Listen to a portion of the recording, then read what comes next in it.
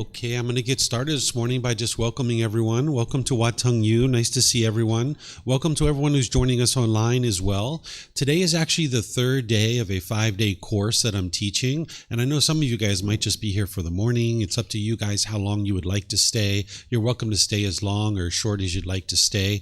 What we're going to be doing is starting with meditation. And then after our meditation, I'm going to be moving into this talk about true love, love without attachment. This is going to help you to understand the misunderstandings that you may currently have right now about what love is. And as long as you're misunderstanding what love is, you're not actually practicing true love. So you'll find it very difficult to have true love returned back to you. So the more that you understand what true love is, you can practice that and you'll see more and more true love coming back to you. We're going to start with meditation and then move into this particular talk. Then I'm going to take a mid-morning break to give you guys a chance to take a nice little break. And then when we come back from our break, I have some other teachings to teach you.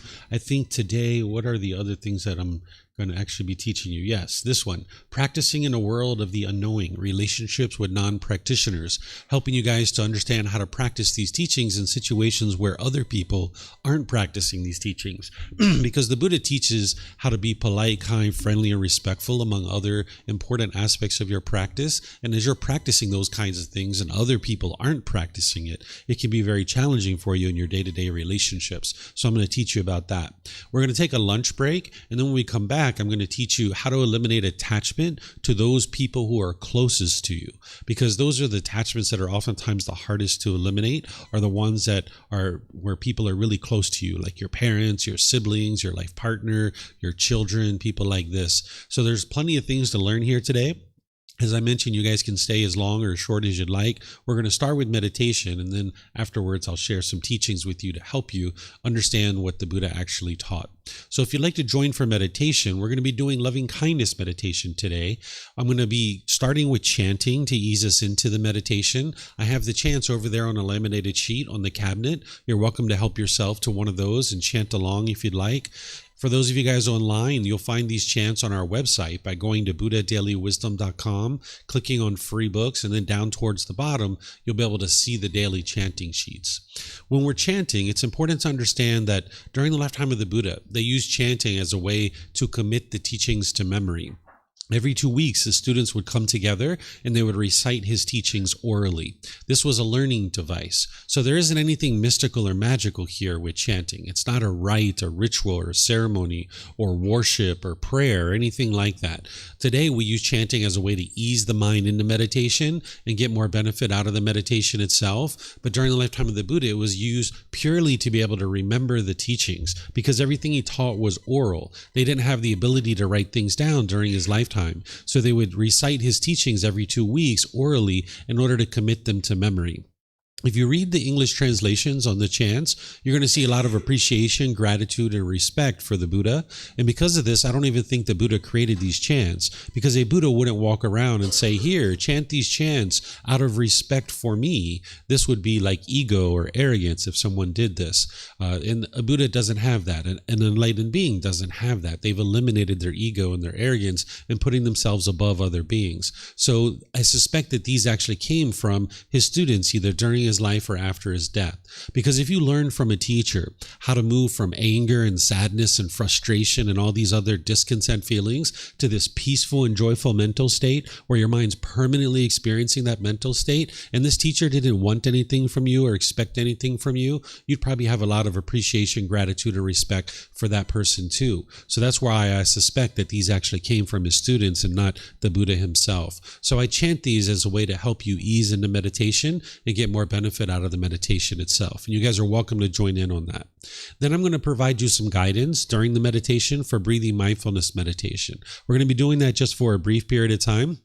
Then I'm going to come back in with some guidance on loving kindness meditation. You're going to hear me saying these phrases like, may I be peaceful, may I be safe, may I be well, may I be free of discontentedness and the suffering that it causes. When you hear those phrases, you would like to repeat it within your own mind on the out breath. What this meditation is going to do is go through several rings where eventually we get to all beings. And what this meditation is designed to do is essentially rewire your mind to be loving and kind and warm and gentle with everybody around you. It's going to help you eliminate anger, hatred, and ill will, and frustration and agitation, resentment, hostility towards others. Because as long as you're doing that, you're going to have difficulties in your relationships. If you would like to get to a peaceful and joyful mind and a peaceful and joyful life, you're going to need to transform your mind, because it's not other people who are causing you to be angry and frustrated. It's your own mind that's causing that, and you can actually eliminate it through training your mind. So this meditation is going to help you with that, and it's also going to help you with any negative self-talk that you have in your own mind. If you have like this inner dialogue where you're degrading and diminishing yourself, this meditation is going to help you with that. Then we're going to go back to breathing mindfulness meditation, and then we're going to come out of the meditation with some more chanting. And that's where I'll start today's class. In terms of your body position for meditation, there's 4 positions that the Buddha taught: seated, lying, standing, and walking. And you would learn these at different times in your journey to enlightenment. And it's like a tool belt that you have all these different positions available for you. The loving kindness meditation is typically done in seated, lying, or standing. We don't do it in the walking position. Oftentimes people are learning in the seated position. So I'll give you some guidance on that to help you get started. But you can really sit however you like. There's not just one way to sit during meditation. So what I'm going to share with you are just suggestions for you to consider. So if you're sitting on the floor in a chair, you can just sit however you like. If you're at home, maybe you're on a bench or a sofa or in a wheelchair or anything like that, you can sit however you like. But if you're on the floor, you might consider having some cushions under your rear. This is going to kind of soften your seat a bit. And if you bring your legs together in the cross leg position, you like to do that just lightly, because that'll allow the circulation to flow and you won't have pain in your lower body. Some people like to put their legs off the mat. This gets your hips up in the air, and it lessens the angle at the hips, the knees, and the ankles, and it allows the circulation to flow in the lower body. The Buddha put his right hand over his left with his thumbs together, and he put this into his lap. If this is comfortable for you, you could use it. But again, it's not about everyone doing it exactly the same way. There's other options here as well. Some people like to put their palms on their thighs or on their knees. Some people put their palms up. Some people rest their hands comfortably in their lap. So you could put your hands and arms wherever you like. The same thing's true for anyone who's in a chair or on a bench or a sofa or a wheelchair. You can also sit however you like. Some people like to put their feet flat on the floor or lightly cross at the ankles, but you can see me sitting in a chair with my legs crossed, so that's an option for you too. There's many different ways that you could sit. And then your hands and arms, you can put those wherever you're comfortable. And then in terms of your upper body, you would like this to be erect with the sternum up and the shoulders back. It'll keep the mind attentive and alert during the meditation, because this is a dedicated, active, purposeful training session where you're eliminating certain unwholesome qualities from the mind and you're cultivating certain wholesome qualities in the mind. So you would like the mind to be attentive and alert during the meditation. Whereas if you were slouched, the mind would have a tendency to be dull or lethargic. But if you were real rigid, the mind could be overactive or uptight. So you would like the upper body to be in the middle with the sternum up and the shoulders back, and this will help the mind to be attentive and alert so you can actively train it, and it'll also make it easy for you to breathe in through the nose and out through the nose. So again, I'm going to ease us into the meditation with chanting, and then I'll come back in with the guidance to help you. And you guys are welcome to join along in the chanting.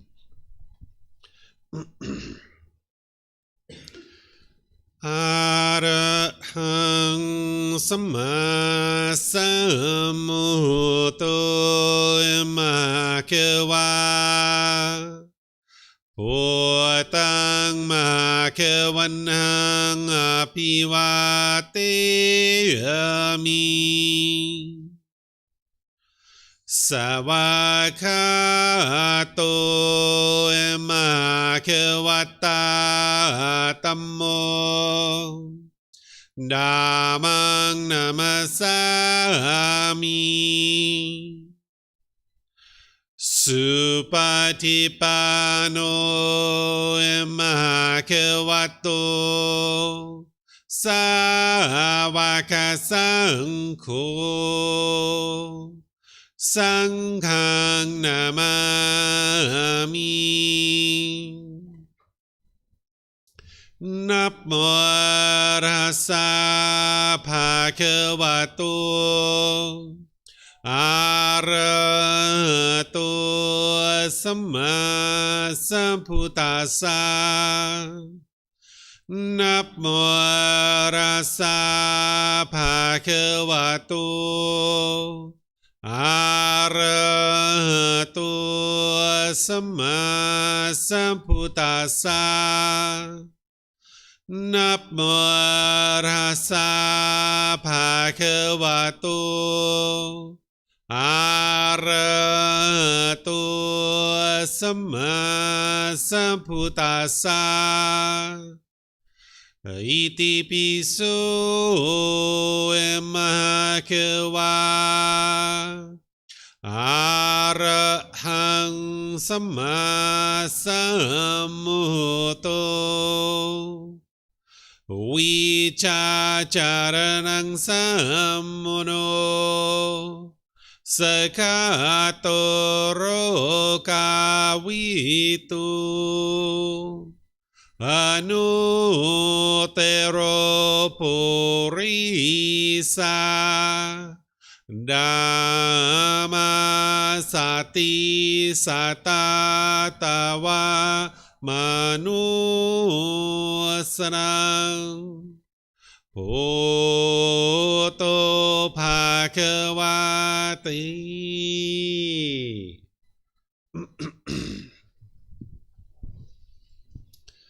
Okay, with the lower body and hands and arms comfortable, and the upper body erect, just close the eyes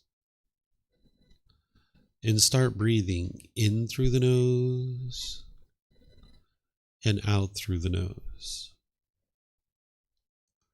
Here you're just looking to establish the breath. A nice, natural, steady, consistent breath. Not forced or controlled, just a gradual inhale through the nose, experiencing the full breath. And then whenever you're ready, exhale out through the nose. Breathing in and out.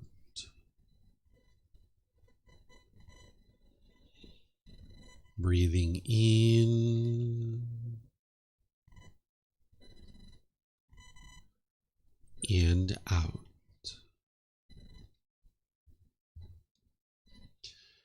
Your breath may not match up with the guidance that I'm providing, and that's okay. This is your practice. I'm just here for guidance. You can use this voice as a reminder that whenever you get to the next inhale, breathing gradually through the nose, developing a nice, natural, steady, consistent breath. And then whenever you're ready, exhale out through the nose, experiencing the full breath. Breathing in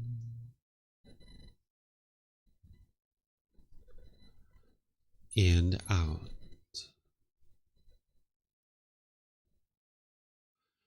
Breathing in and out.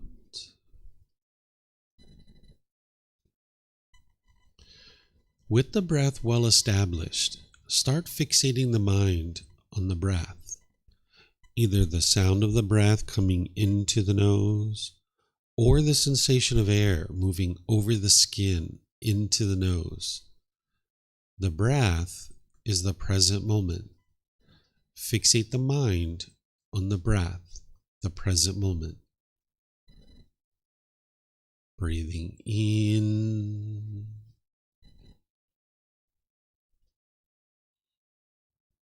and out.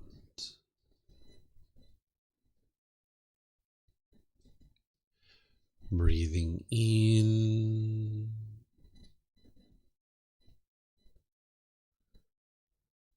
and out. With the mind fixated on the breath, Whenever you notice that it moves off the breath, cut that off, let it go, and come back to the breath, the present moment. No need to observe the thought, label it, judge it, analyze it, or even try to figure out where it's coming from. Whenever you notice that the mind is moved off the breath, cut that off, let it go, and come back to the breath, the present moment. Breathing in and out.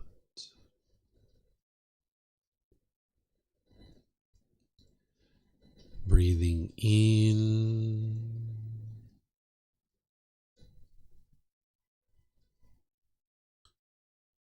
and out.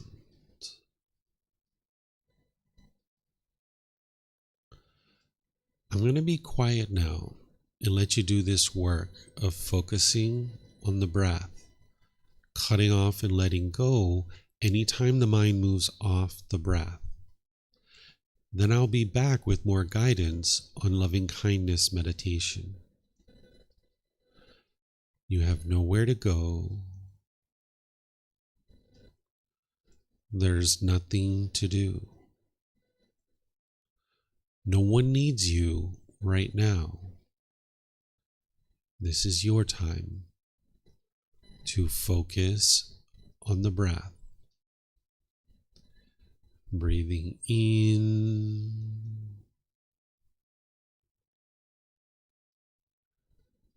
and out.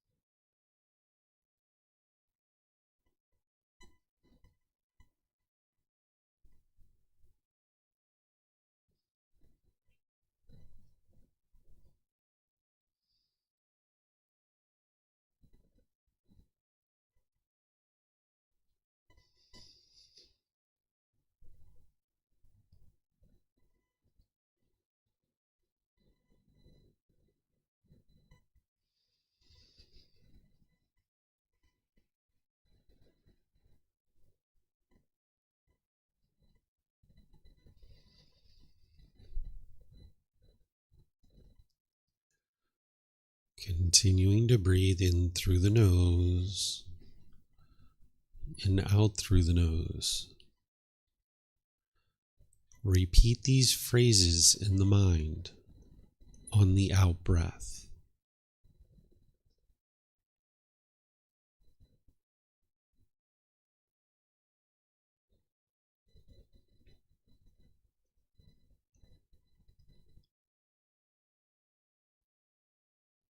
May I be peaceful.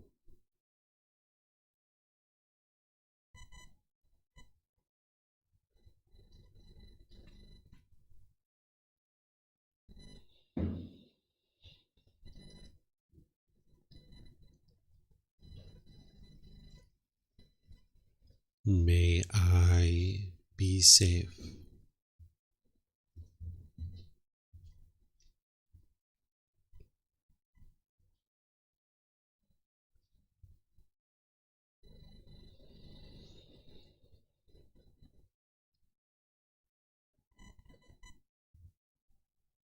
May I be well.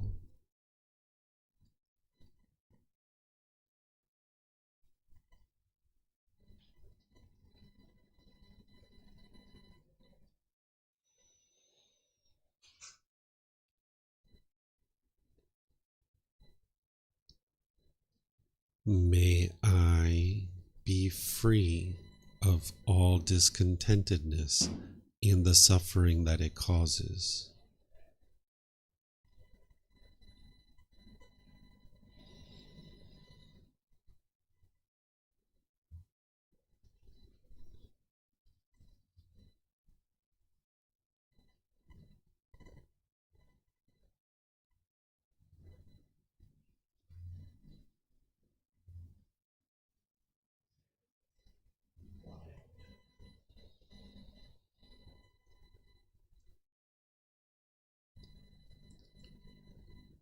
May mom and dad be peaceful.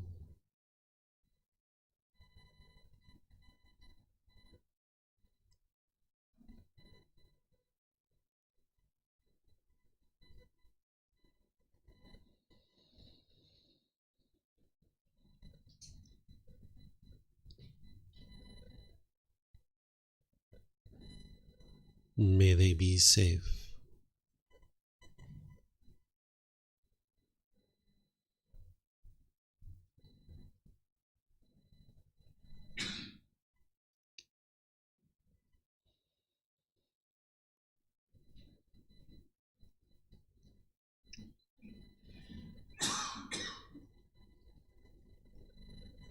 May they be well.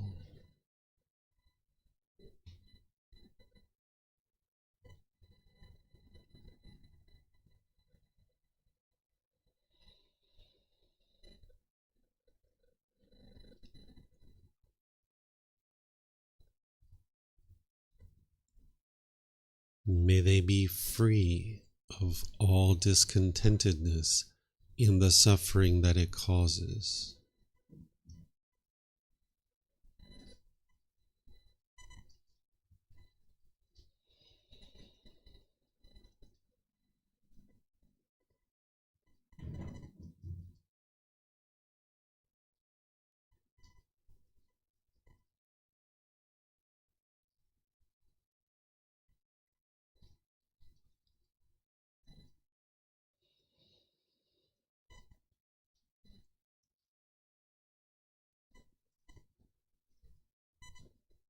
May my family, friends, neighbors, and co-workers all be peaceful.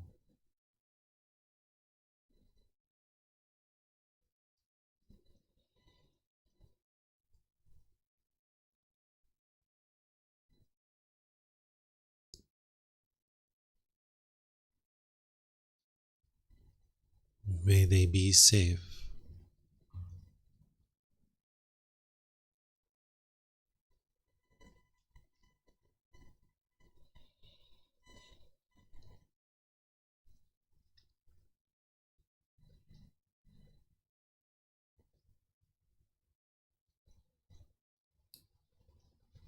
May they be well.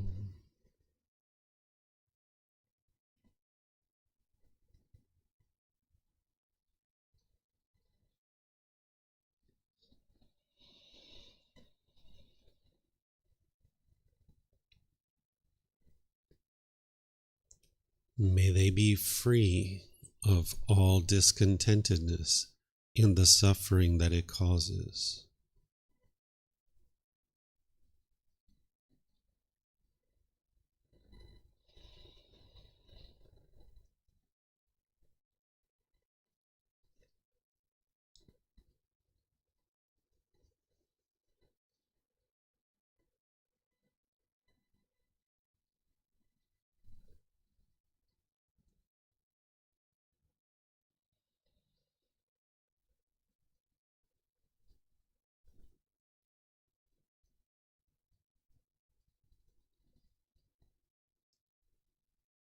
May all those who have caused me harm be peaceful.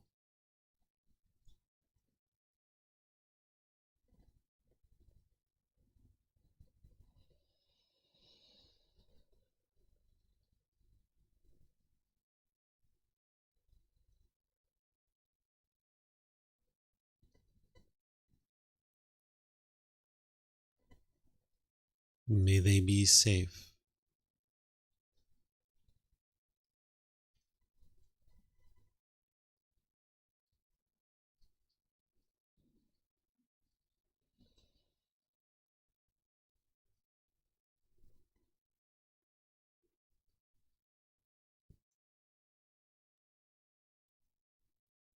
May they be well.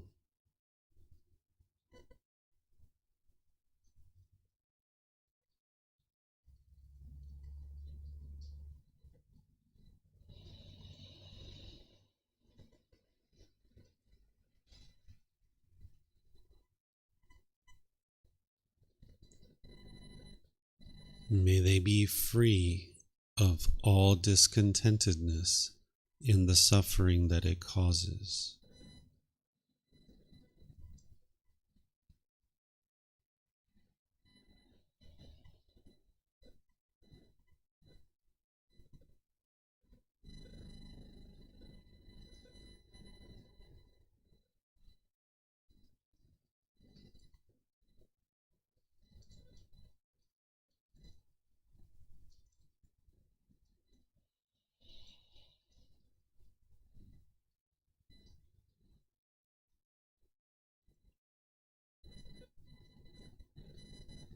May all those who I have harmed be peaceful.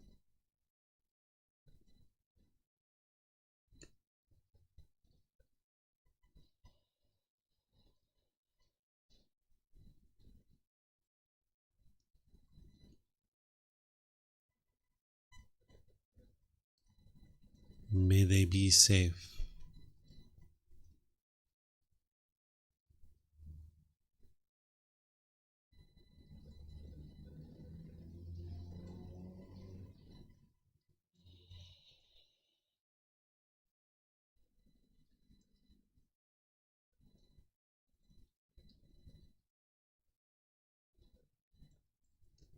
May they be well.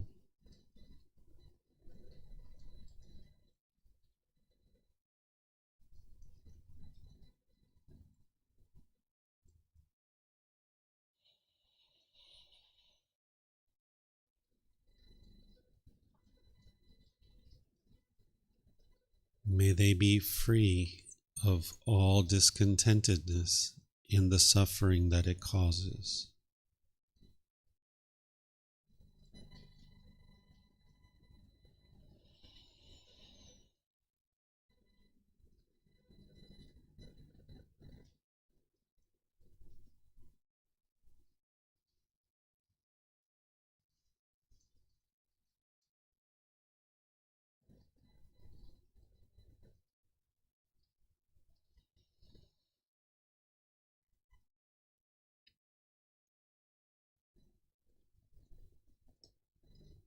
May all beings, wherever they reside, be peaceful.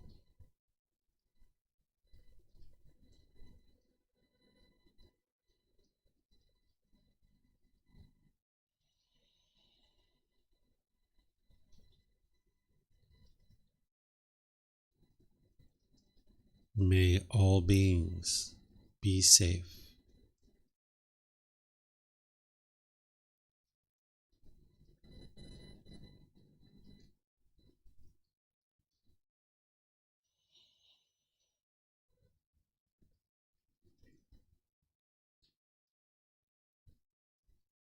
May all beings be well.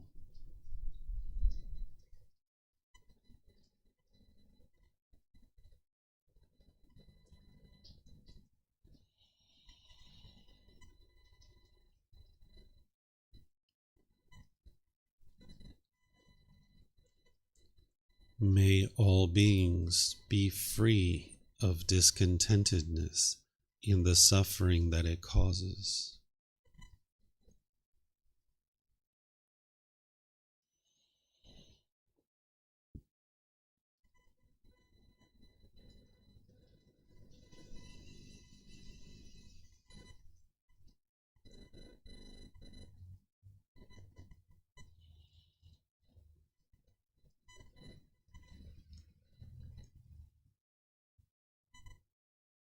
Now return back to breathing mindfulness meditation, focusing on the breath, cutting off and letting go anytime the mind moves off the breath. Breathing in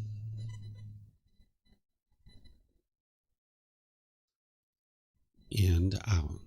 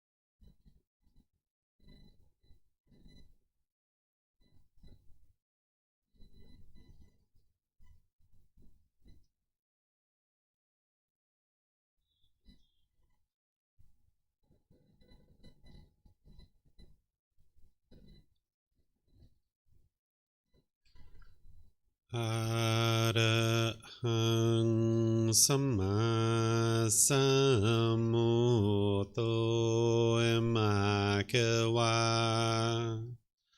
โพตังมหาคะวันหังอภิวาเทมิสวากขาโตมหาคะวัตตาธัมโมธัมมังนามัสสามิสุปฏิปันโนมหาคะวัตโตสาวกสังโฆสังฆังนามามินับโมตัสสะภะคะวะโตอะระหะโตสัมมาสัมพุทธัสสะนับโมตัสสะภะคะวะโตอะระหะโตสัมมาสัมพุทธัสสะนับโมตัสสะภะคะวะโตอะระหะโตสัมมาสัมพุทธัสสะอิติปิโสมะคะวะอะระหังสัมมาสัมพุทโธวิชาจารณังสัมมุโนสกขาโตโรกาวิตุอนุเตโรปุริสาดัมมาสติสัตตาตาวามนุสนังโอโตภะคะวะติ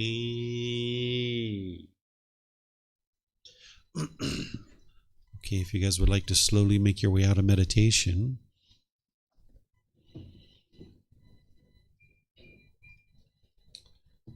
Once again, welcome to all of you guys. Nice to see everyone here this morning. Welcome to everyone who's joining us online as well.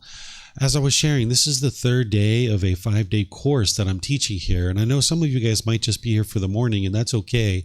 But if you'd like to stick around, you're more than welcome to, because not only do we do meditation together, but I share some talks with you to help you understand the path to enlightenment as taught by the Buddha during his lifetime. Everything that the Buddha taught is all about training your mind. So this meditation that we just did, the loving kindness meditation, this is to actually transform your mind. This isn't to change other people.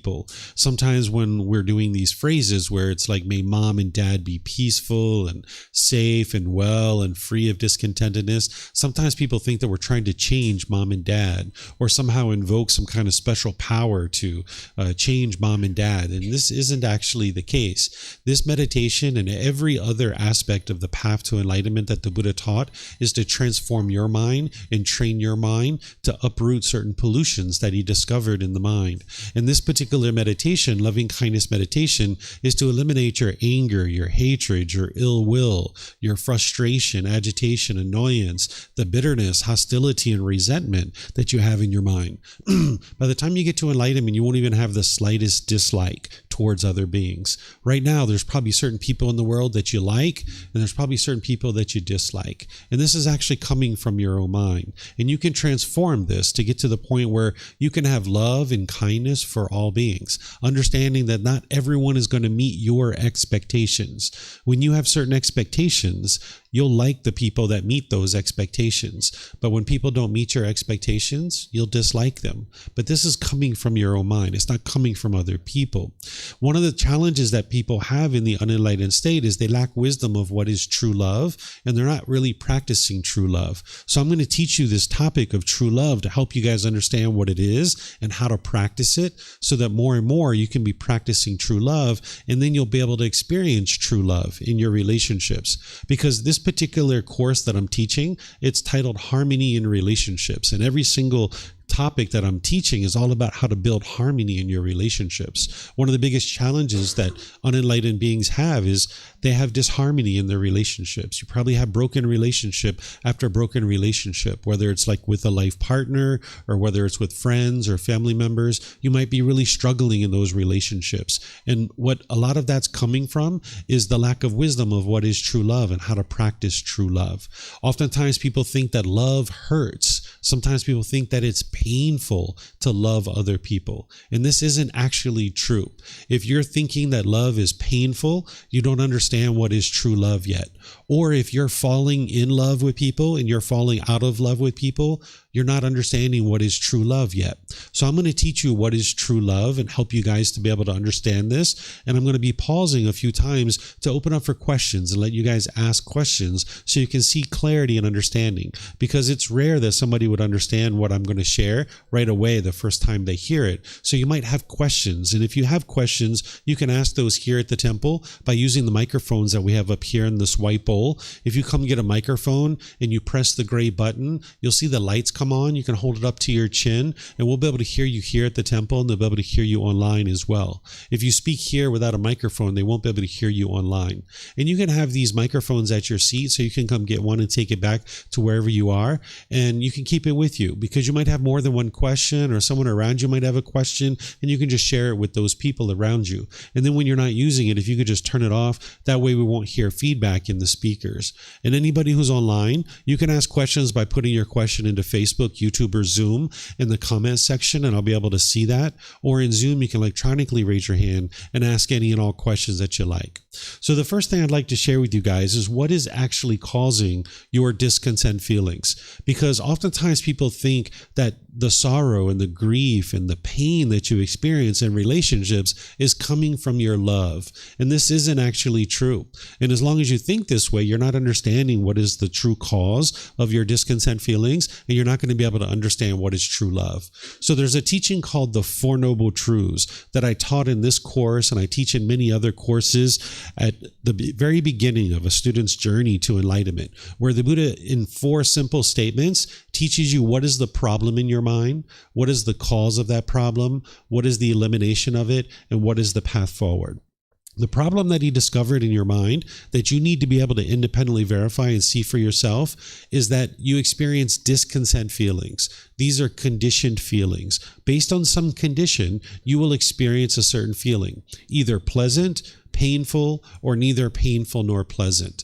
The pleasant feelings are things like happiness, excitement, elation, thrill, exhilaration, euphoria. And that is a conditioned feeling that based on some condition, you are going to experience this happiness. Maybe if your boss gives you a raise, wow, you're so happy. Or maybe if it's sunny outside, you're so happy. Or maybe if you meet a new friend or you have a new boyfriend or girlfriend, you're so happy because of the condition of having this new person in your life, or having the son, or getting more money. You might feel happy when those things are happening. That's a conditioned feeling. Then there's painful feelings like anger, sadness, frustration, irritation, annoyance, guilt, shame, fear, stress, anxiety, loneliness, boredom. These are all different feelings that you might experience that are very painful for you to experience. And these are also based on some condition. There's some condition, something that is occurring that's the mind is now going to experience these painful feelings.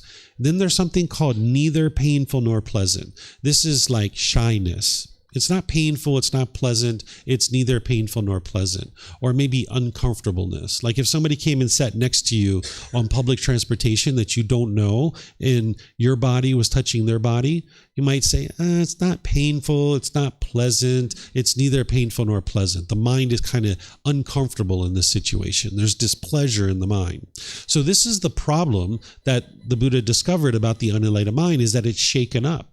That when you experience these conditioned feelings, that the mind goes up and you're so happy and so excited, but then it comes down here and you're angry and sad and frustrated. Then you go over here, you're embarrassed or disappointed, and then you're stressed and having anxiety, but then you're happy again. And then the mind's just going up and down like this throughout the course of your life. This is the problem that each unenlightened being is experiencing. The cause of this problem is called craving, desire, attachment. This is the longing, the yearning, the mind wanting things to be a certain way permanently. If the mind gets what it wants and what it expects, then it gets happy, it gets excited, it gets those pleasant feelings. But if the mind doesn't get what it wants, it gets painful feelings like anger, sadness, frustration, and others. And then there's the neither painful nor pleasant feelings. This is the mind craving permanence. So for example, in a relationship, when you guys first get together, you might be so happy. You might be so excited when you have this new person in your life. They're calling you, they're checking in on you, they're sending you text messages. Maybe you guys are going out to dinner, you're going to the movies, maybe you're going to the park, maybe you're having great conversations, maybe you're even having sexual contact. And this is very pleasurable for you, especially at the beginning of the relationship, because you don't really have any expectations of this person. You're just getting to know this person, and all you're interested in doing is getting to know them. So early on, your expectations are getting met because you don't really have any expectations. But now as time goes on in the relationship, you have more and more and more expectations of this person, certain things you want them to do. And that person probably has more and more expectations of you, certain things they want from you. And when they meet your expectations, you're happy, you're excited. But when they don't do things your way, you get angry or sad or frustrated or irritated or annoyed or some other discontent feeling. And now the relationship becomes so discontent that you guys break up. And now when you break up, you're probably angry or frustrated or sad or lonely or bored, or you might be missing this person. This isn't your love that's causing this. This is the mind holding on with craving, desire, attachment. It's craving permanence. It's wanting this relationship to be permanent, when in reality, everything around you is impermanent. You will not experience anything around you that is permanent. Everything you see, hear, smell, taste, everything that comes in contact with the body, and any thoughts or ideas that go through the mind, they are all impermanent. They're temporary. But the mind in the unenlightened state craves permanence, wanting things to be permanent. So now in a relationship, when you guys first get together, you're getting what you want, which is a brand new person in your life. You're getting affection. They're spending time with you. You're getting all the things you want. But then over time, your wants grow, your expectations grow, wanting more and more and more things. So this is where eventually that person can't meet your expectations permanently, because you live in an impermanent world. And this is where you become frustrated or agitated or annoyed or other painful feelings. And what the mind does in the unenlightened state is it falsely attributes these feelings that you're experiencing to this person. And what the mind does when it experiences these painful feelings with its lack of wisdom is it will tend to push people away.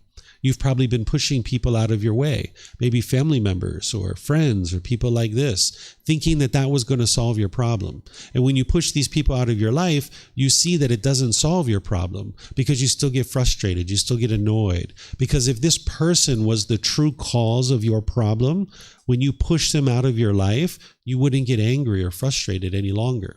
But you can see that you still have those feelings. And that's how you can see that this person isn't the true cause of your problems. Because if that was the true cause, when you push them out of your life, you wouldn't get angry any longer.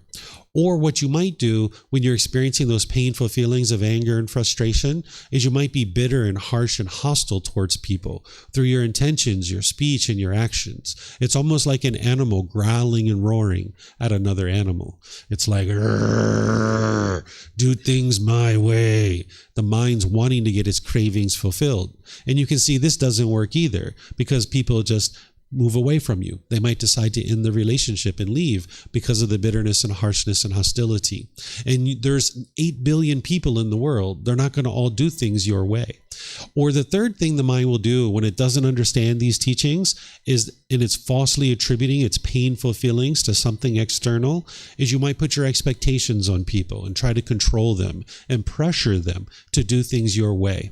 You might have been in arguments where you were yelling and hollering at people, trying to convince them that they had to stop doing what they were doing, or else you're going to continue to get angry and frustrated. But all along, this was your own mind that was causing these feelings. In fact, you might actually have people doing this to you. People might be pushing you away. People might be bitter and harsh and hostile to you, and people might be putting their expectations on you. This is all because the mind lacks wisdom of what is the true cause of these feelings. And that's what this second noble truth is explaining, is that the cause of your discontent feelings is craving, desire, attachment. It's longing, it's yearning. It's the mind wanting things to be permanent. You can see this in other aspects of your relationships. If you've had like grandma or grandpa die, or mom or dad or brothers and sisters or friends, people close to you that are dying or they have died, you might have been grieving or sorrowful or sad during this period of time. This is the mind holding on and craving for this person to be permanent. This isn't your love or your care, your concern. This is what people think in the unenlightened state. But you can see that it's your mind craving permanence. If grandma's alive, then you're happy, you're excited because the mind's getting what it wants. But if grandma dies, then the mind is angry or sad or frustrated or grieving or sorrowful because it's not getting what it wants, which is grandma being alive. Or you can see this if you've ever been to a wedding. Sometimes people are crying or grieving at a wedding because this is somebody going off into the world with somebody else. So if your brothers or sisters have gotten married or other people close to you, you might see mom and dad or other people around crying during the wedding because this person is going off into the world with someone else, and the person's mind is holding on and craving that person to be permanent in their life. And at this ceremony of the wedding, they're realizing that this person is not permanent. So when they go off into the world, it's a symbol of this impermanence, and they don't understand the impermanence because they lack the wisdom of that. Or if you could think back to when you got dropped off at college or university, or when you went to school for the first time as a little kid, you or your parents might have been crying at this time. Because again, the mind is craving permanence. It's not the love that causes a parent to cry when their child goes off to college, because love is a genuine interest in seeing all beings be well. This craving for permanence is what's causing that the mind's holding on and craving for this person to be permanent. I'll give you another example that doesn't involve relationships, even though we're talking about relationships, so that maybe you can see this more clearly, because you need to independently verify what I'm sharing with you. Because what I'm sharing with you is that it's your own mind that's causing these feelings, and you need to be able to see the truth for yourself to have a breakthrough. As long as you keep believing that it's other people who are causing your feelings, you'll never actually be able to solve it. You'll never actually be able to eliminate your anger and your sadness and frustration. That's what an enlightened being has done. They've gotten to the point where they no longer experience anger, sadness, frustration, guilt, shame, fear, stress, anxiety. Any of these feelings are completely eliminated from the enlightened mind. So you need to be able to understand what's causing it so that then you can eliminate it.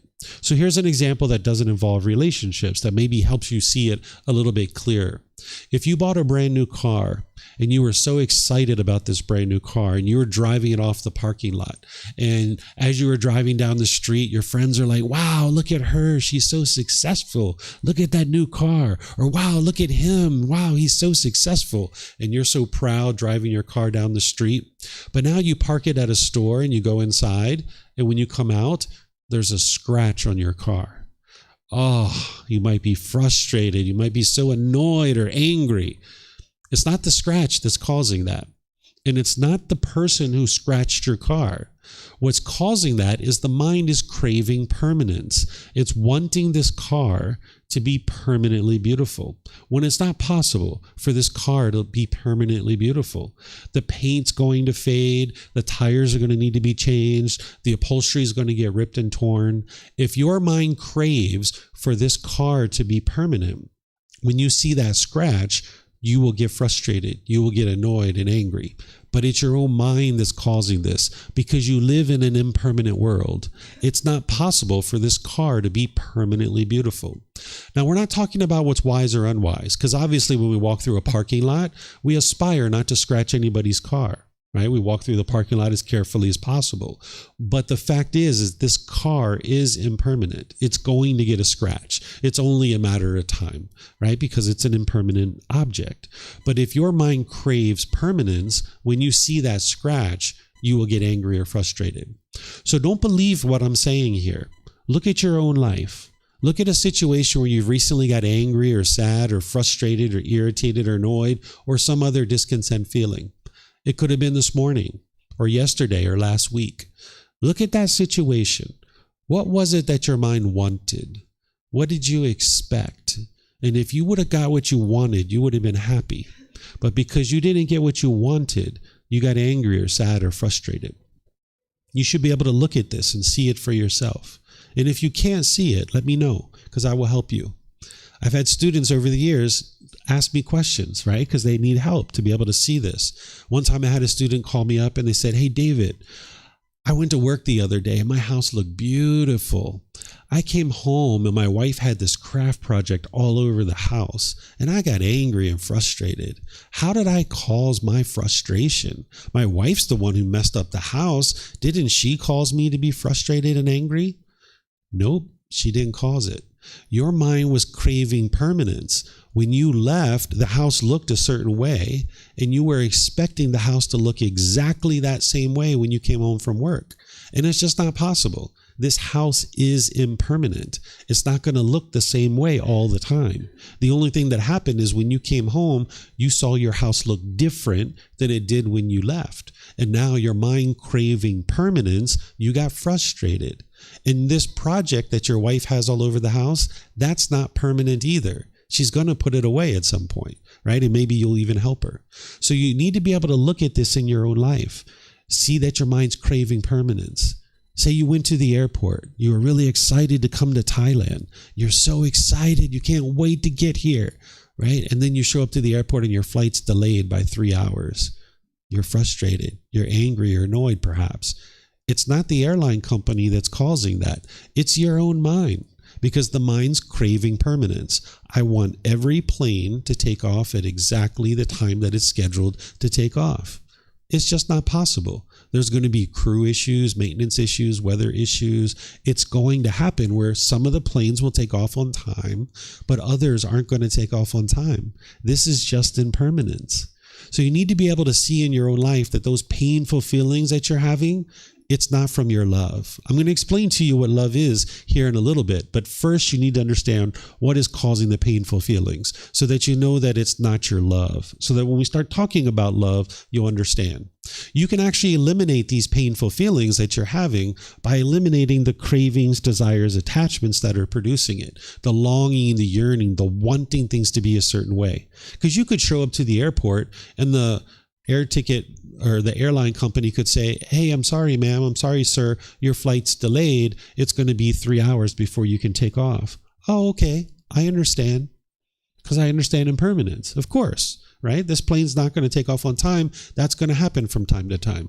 Or when you come home from your work and you see your wife or your husband or whoever has the house looking differently than when it did when you left. Well, of course, that's understandable. That's impermanence, right? You can understand these things. Or when someone dies, you can understand, well, of course, grandma died because she's impermanent. She was born, so she had to die, right? We don't have to be upset just because something normal happened. This is normal that people are going to die. But if your mind's craving permanence, when you're experiencing these kinds of things, you'll be experiencing painful feelings. So you can get past all of this to get to the point where your mind's always peaceful. It's always joyful. You're having happiness and joy all the time, that you don't just happy when you're getting what you want. Because if you have expectations and craving and wants in your mind, you can only be happy when you get what you want. And that means your happiness shrinks.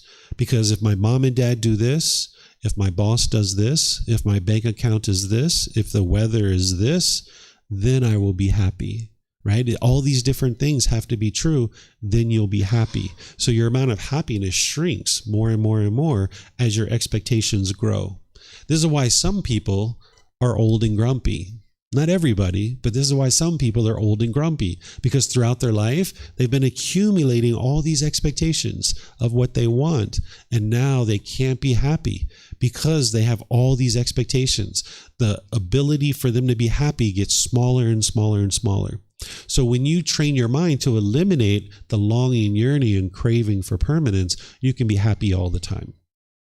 So what the unenlightened mind is doing is it's misunderstanding craving, desire, attachment as love.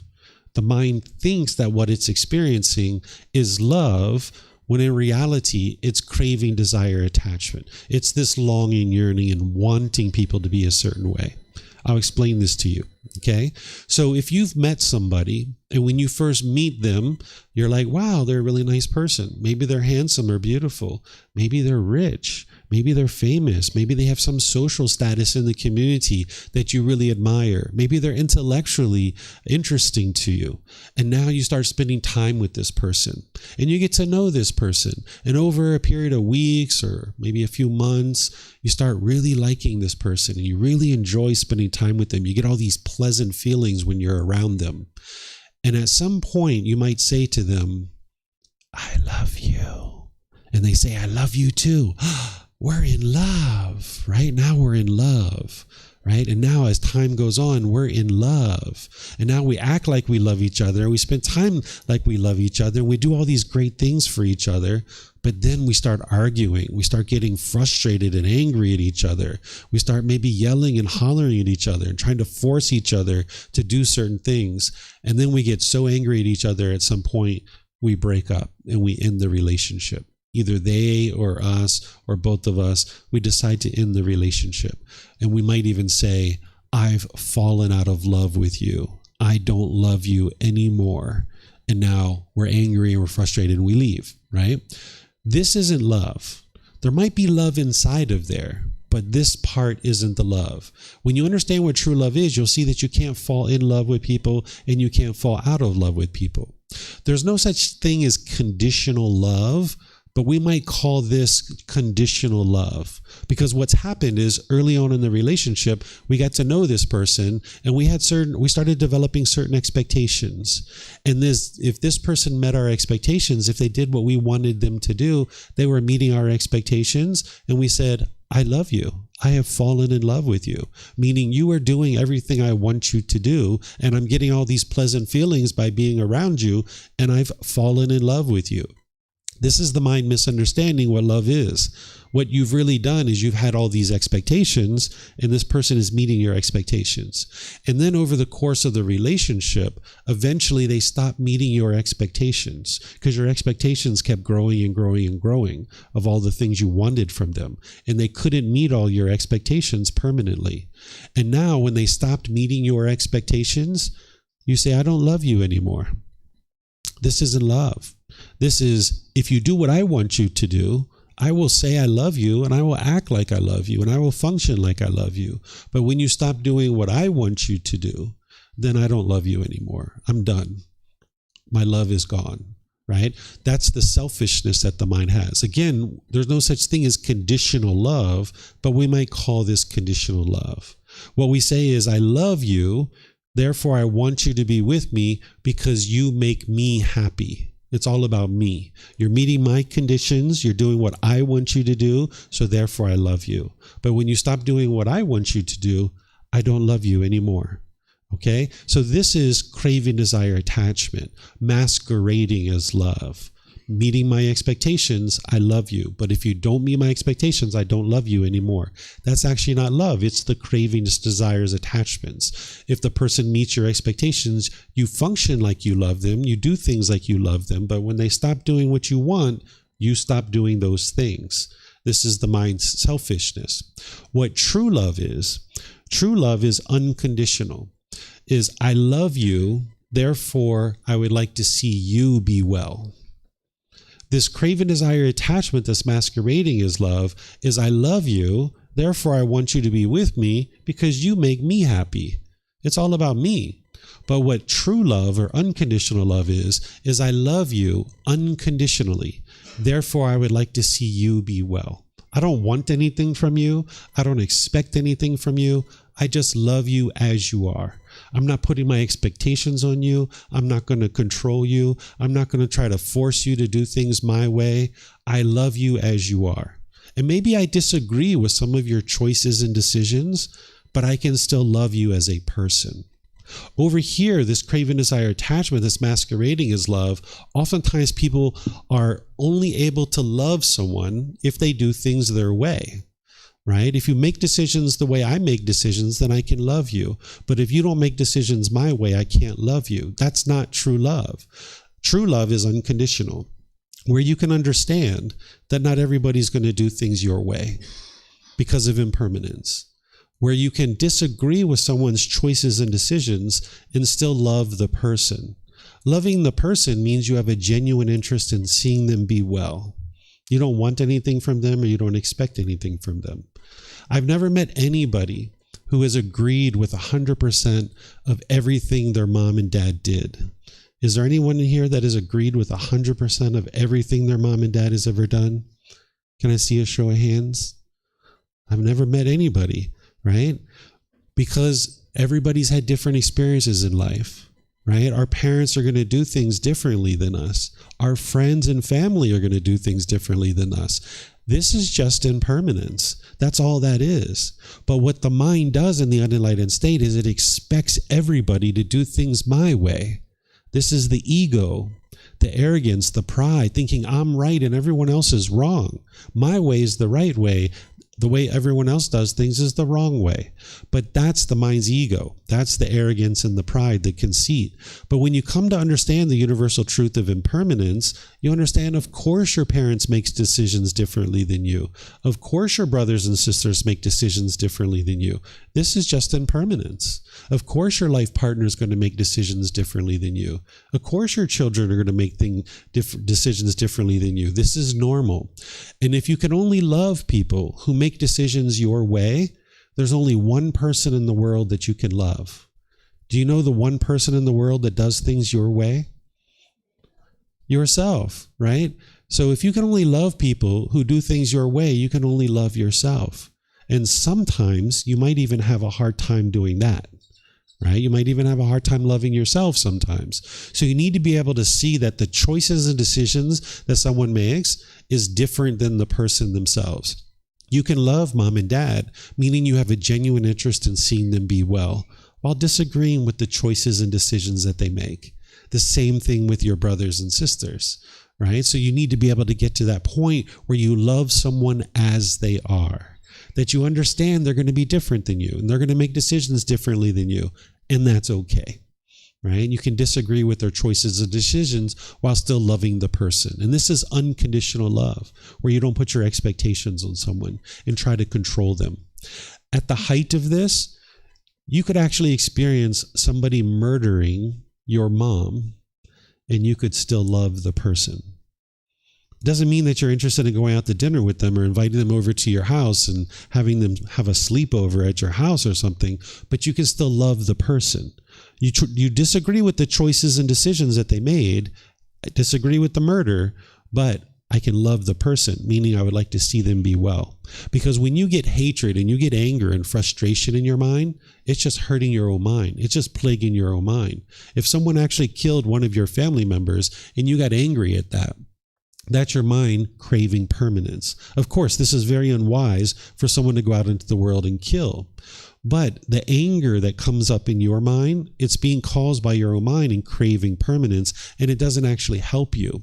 So there's no reason to be angry. It's not actually helping you to accomplish anything in life. So we can get to the point where we love people as they are, meaning that we can disagree with their choices and decisions and still love them as a person, have a genuine interest in seeing them be well. I don't suggest that any of you go out and kill anybody, but if you called me at some point and you said, hey, David, I've had a terrible mistake, or even if you didn't say that, you just said, hey, David, I did something unfortunate. I'm in jail. I've killed somebody and I need your help. Can you come see me? Sure, I'll come see you. I'll come help you. My love's unconditional. I would like to see you be well. And that's why I'm willing to sit here and teach you about the teachings of the Buddha without any expectation of anything in return. So I can love you before I've ever met you, meaning I have a genuine interest in seeing you be well. Right? So you can love everybody, right? You can love everyone, that you have a genuine interest in seeing them be well, and you're not interested in putting expectations on anyone or controlling them. So this is what you would like to get to more and more, where you love someone as they are, where you're not putting expectations on them or controlling them or attempting to force them to be any particular way. Understanding that everybody's different and everybody's making different decisions in the world, and you can disagree with someone's choices and decisions while still loving the person. And this opens you up to being able to love everybody and anybody. Okay? So this is true love. I'm going to pause here and see if you guys have any questions that you would like to ask about this. No questions? Okay. Let me see if we have any questions online.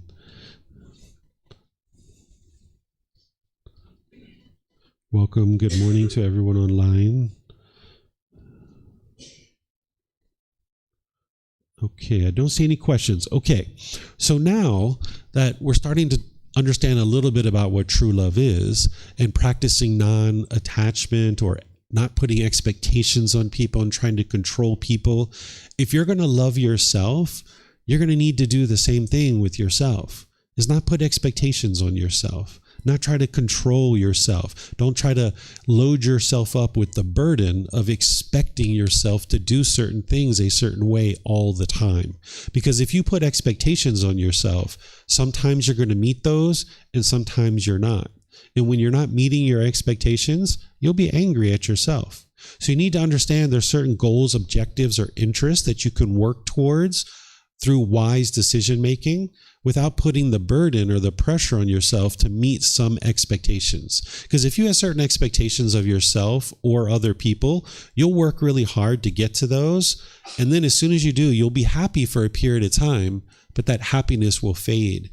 And then your expectations are going to go here. And now you're feeling miserable because you're not meeting your expectations. And now you're going to work really, really, really hard to get to those expectations. And then you'll be happy for a period of time, but then your expectations will change.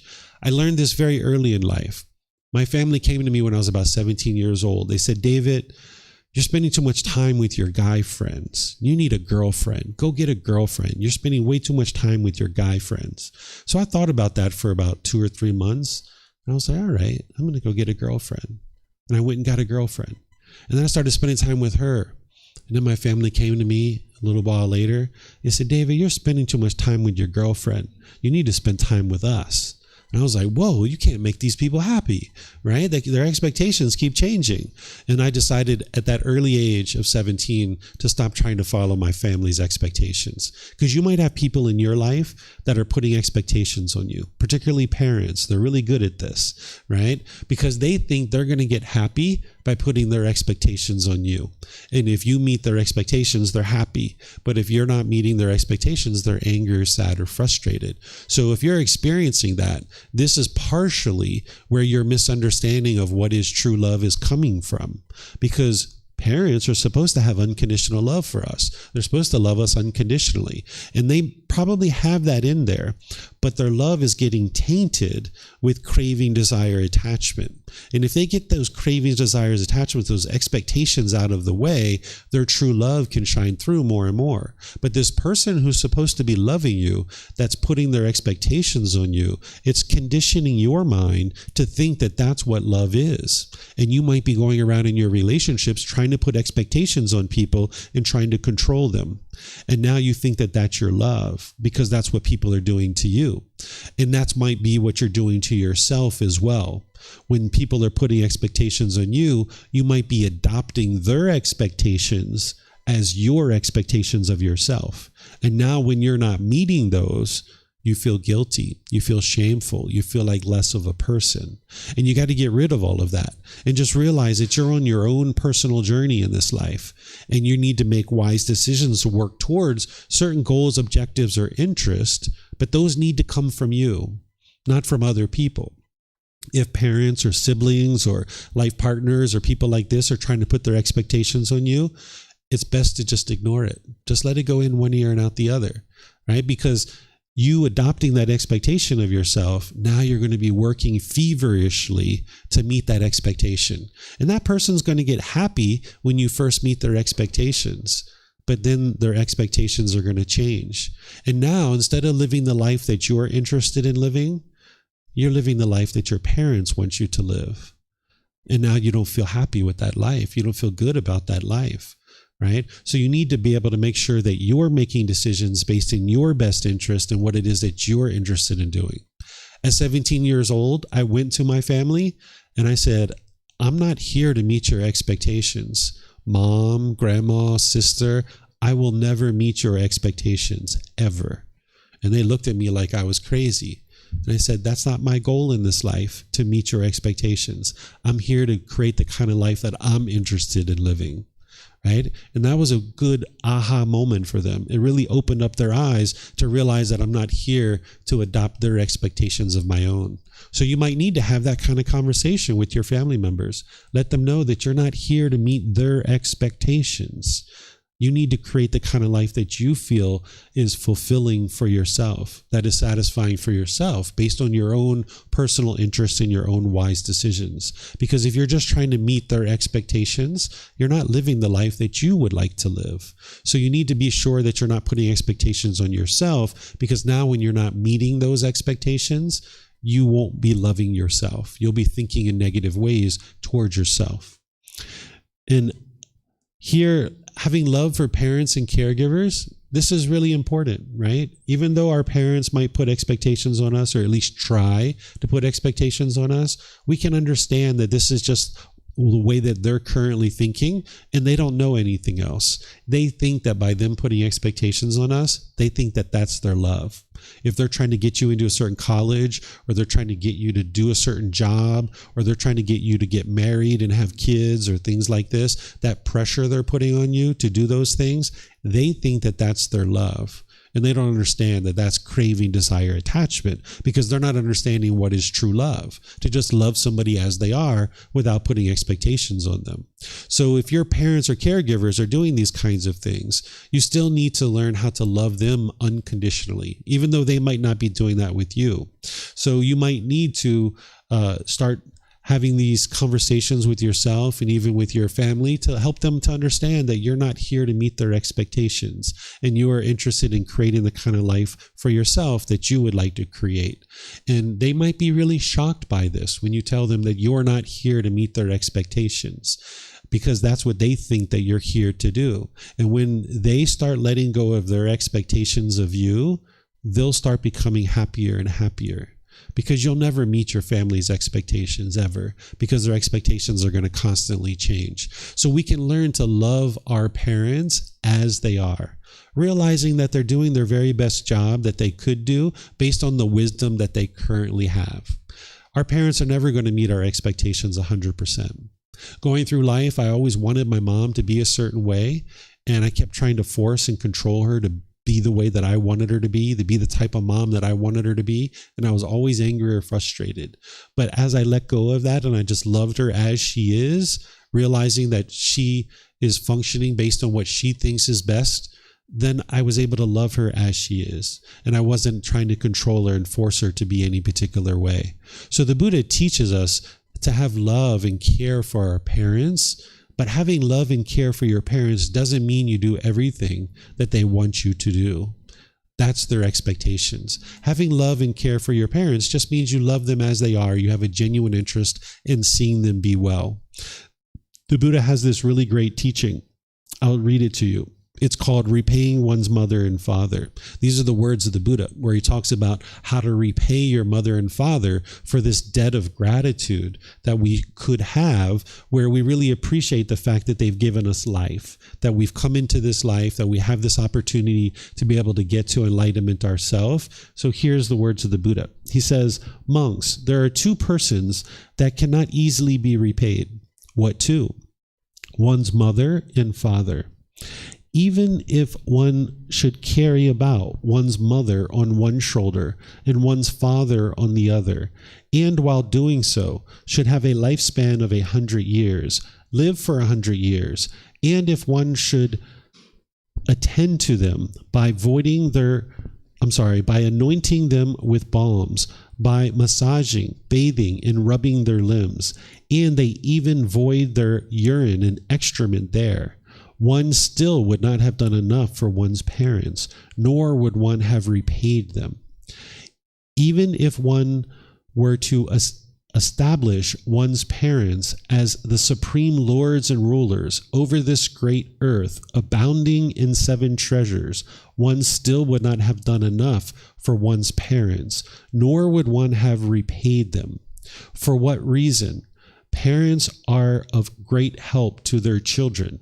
They bring them up, feed them, and show them the world. So I'm going to pause here for a second. What the Buddha is talking about is if you were literally carrying your mother on one shoulder and your father on another shoulder, and you were to live for 100 years and carry them around, and you were bathing them, massaging them, cleaning up their urine and their excrement, and doing all these wonderful things for them, that you still haven't done enough to repay your parents for this debt of gratitude of being able to have us come into this life. And if you were to give them all these material benefits of establishing them as a supreme lord or ruler, giving them all this treasure, that you still haven't done enough for your parents, because those are just material possessions. Those things come and go, they fade away. You haven't really done enough to really take care of your parents in this situation, right? What he shares that it would be wise for us to do is this next part. He says, but monks, if when one's parents lack confidence, one settles and establishes them in confidence. If when one's parents are unwholesome, one encourages, settles, and establishes them in virtuous behavior or moral conduct. If when one's parents are unwise, one encourages, settles, and establishes them in wisdom. In such a way, one has done enough for one's parents, repaid them, and done more than enough for them. I think I skipped one too, where it says that when they're selfish, right, you establish them in generosity, right? So the Buddha is talking about confidence, moral conduct, generosity, and wisdom. This is actually what's going to truly help your parents, because parents who are putting expectations on you and trying to control you and force you to do things a certain way, they're lacking wisdom. They don't understand that their expectations are never going to be fulfilled, and they're just always going to be unhappy, because you can't ever meet their expectations. And they're basically sabotaging their ability to be happy, because you can't meet their expectations permanently. So what he's teaching you is that when they lack confidence, to settle them in confidence. And whenever he's talking about confidence, what he's talking about is confidence in him, his teachings, and the community. Because when people lack confidence in the Buddha, they haven't established an understanding of his true teachings, and that they actually work to lead to this enlightened mental state where the mind can be completely peaceful, calm, serene, and content with joy. It's a permanent mental state that you can train your mind to obtain, where your mind is always peaceful and always joyful. Your mind's always happy. So if your parents are putting expectations on you, you don't need to get mad and angry about that. It's just that they're lacking wisdom. And because of that, they have a lack of confidence. They don't understand that the teachings of the Buddha actually truly work, because they probably haven't been exposed to the true teachings of the Buddha. They might be doing rites and rituals and ceremonies and worship or things like this, and thinking that these things lead to a better life, or prayer. None of that stuff is actually from the Buddha. He never taught rites or rituals and ceremonies of worship. He never taught prayer or any of those kinds of things. He taught you to train your own mind. So he's teaching here that when your parents are unwholesome, that you teach them moral conduct. So example, when I was growing up, I had spent a lot of time with my grandparents growing up. And my grandparents were born in the 1920s in the USA. And if you were born in the 1920s in the USA, you grew up in a very different time where there was segregation between races. My grandparents grew up at a time where certain people with a color of skin, they would go to the front door of the restaurant and eat, where people with different color skin would go to the back door. They would drink out of a different water fountain. So sometimes when I was around my grandparents, I would hear things that they would say that were unkind to a certain population of people. And I would step in and I would say, Grandma, Grandpa, why do you think that way? You know, why is it that you think this way, right? Like my grandfather was in World War II. He was in Japan killing Asian people. So when I started spending time around Asian people, we had a lot of issues with that, right? So I needed to talk with them and help them to be able to see that, hey, people are loving and kind. You don't have to hold on to those types of thoughts, right? So slowly but surely, my grandparents started having a change of mind. They had started to think differently. They started to love all beings because they had this understanding where their moral conduct was able to be improved. Where you see your parents are selfish, where they're unwilling to share with other people, the Buddha teaches you to help them to understand the importance of generosity. Because when you're giving and sharing with people, it's training your mind to let go of craving, desire, attachment, and holding on to things so tightly. So by practicing generosity, your parents will learn how to let go of their expectations. Because with craving, desire, attachment, they'll hold on to their expectations really tightly. But when you practice generosity, it'll train your mind to let those go. So if you help your parents to learn about generosity, this will help them to train their mind to let go and not put so much expectations on you. Or the Buddha says when they're unwise, to help establish them in wisdom. And there's a certain lack of wisdom that every unenlightened being has. Even you right now, you have a certain lack of wisdom about the natural laws of existence. As you study the teachings of the Buddha more and more closely, you'll learn about those natural laws and you'll be able to then help other people to understand them if they're open to understanding them. So the Buddha taught the way to truly repay our parents is to establish them in confidence, moral conduct, generosity, and wisdom. And this is actually what's going to truly help them in life. We could buy our parents the biggest mansion, the nicest car, fill up their bank account with all kinds of money, but that's not actually going to truly help them. What's really going to truly help them is the wisdom of how to train their mind to get to peace and joy. And that's what the Buddha's teaching would be wise for us to do. And then in terms of your life partner, you might actually have a life partner now, or you might aspire to have a life partner. And as you have a life partner, you choose to have a life partner. Not everybody's going to have a life partner, but if you do choose to have one, understand that this is a very important decision in your life, who you choose to be your life partner. If you had a company and you were going to hire a CEO for your company and you had millions of dollars invested in this company, you'd probably really take your time to make sure you hire the right person to head up your company as the CEO. You'd probably do many rounds of interviews, look at their credentials, spend a lot of time getting to know this person before you hired them into your company. Because your company is going to live, breathe, or die based on who you hire as the CEO. If I was you, I would consider this position in your life as a life partner to be similar to a CEO in a company, that you really would like to take your time and make sure that you've spent time with this person to be able to see how they function in the world. When you go out into the world, do they treat people nice and kind and friendly and respectful, like food servers, taxi drivers, people like this? Because if they're treating those people in disrespectful and unkind ways, it's only a matter of time before they start treating you that way. Listen to how they talk about their parents and their siblings and their ex-boyfriends and girlfriends. If they're always degrading and diminishing these people, well, it's only a matter of time before they do that with you too. Because what they're telling you is that they have difficulties getting along in relationships. Because if they're always degrading their parents and their siblings and their previous boyfriends and girlfriends or their brothers and sisters and things like this, what they're telling you is they have difficulties in relationships. And it's only a matter of time before you have difficulties with them too. So it's important that you spend time getting to know this person and you take your time so that you can see them in multiple different settings and you can make a wise decision about who to include in your life. You know, we usually talk about the dating process, right? Or the dating time that we spend time with people, we date each other. Here in Thailand, they have a very wonderful way to think about this. They actually call it a learning time. Instead of calling it dating, they say, this is my learning time to learn this person. So you spend 3 months, 6 months, a year, however long, to learn this person. You try to learn about who they are as a person, learn how they interact with other people, look at how they treat you.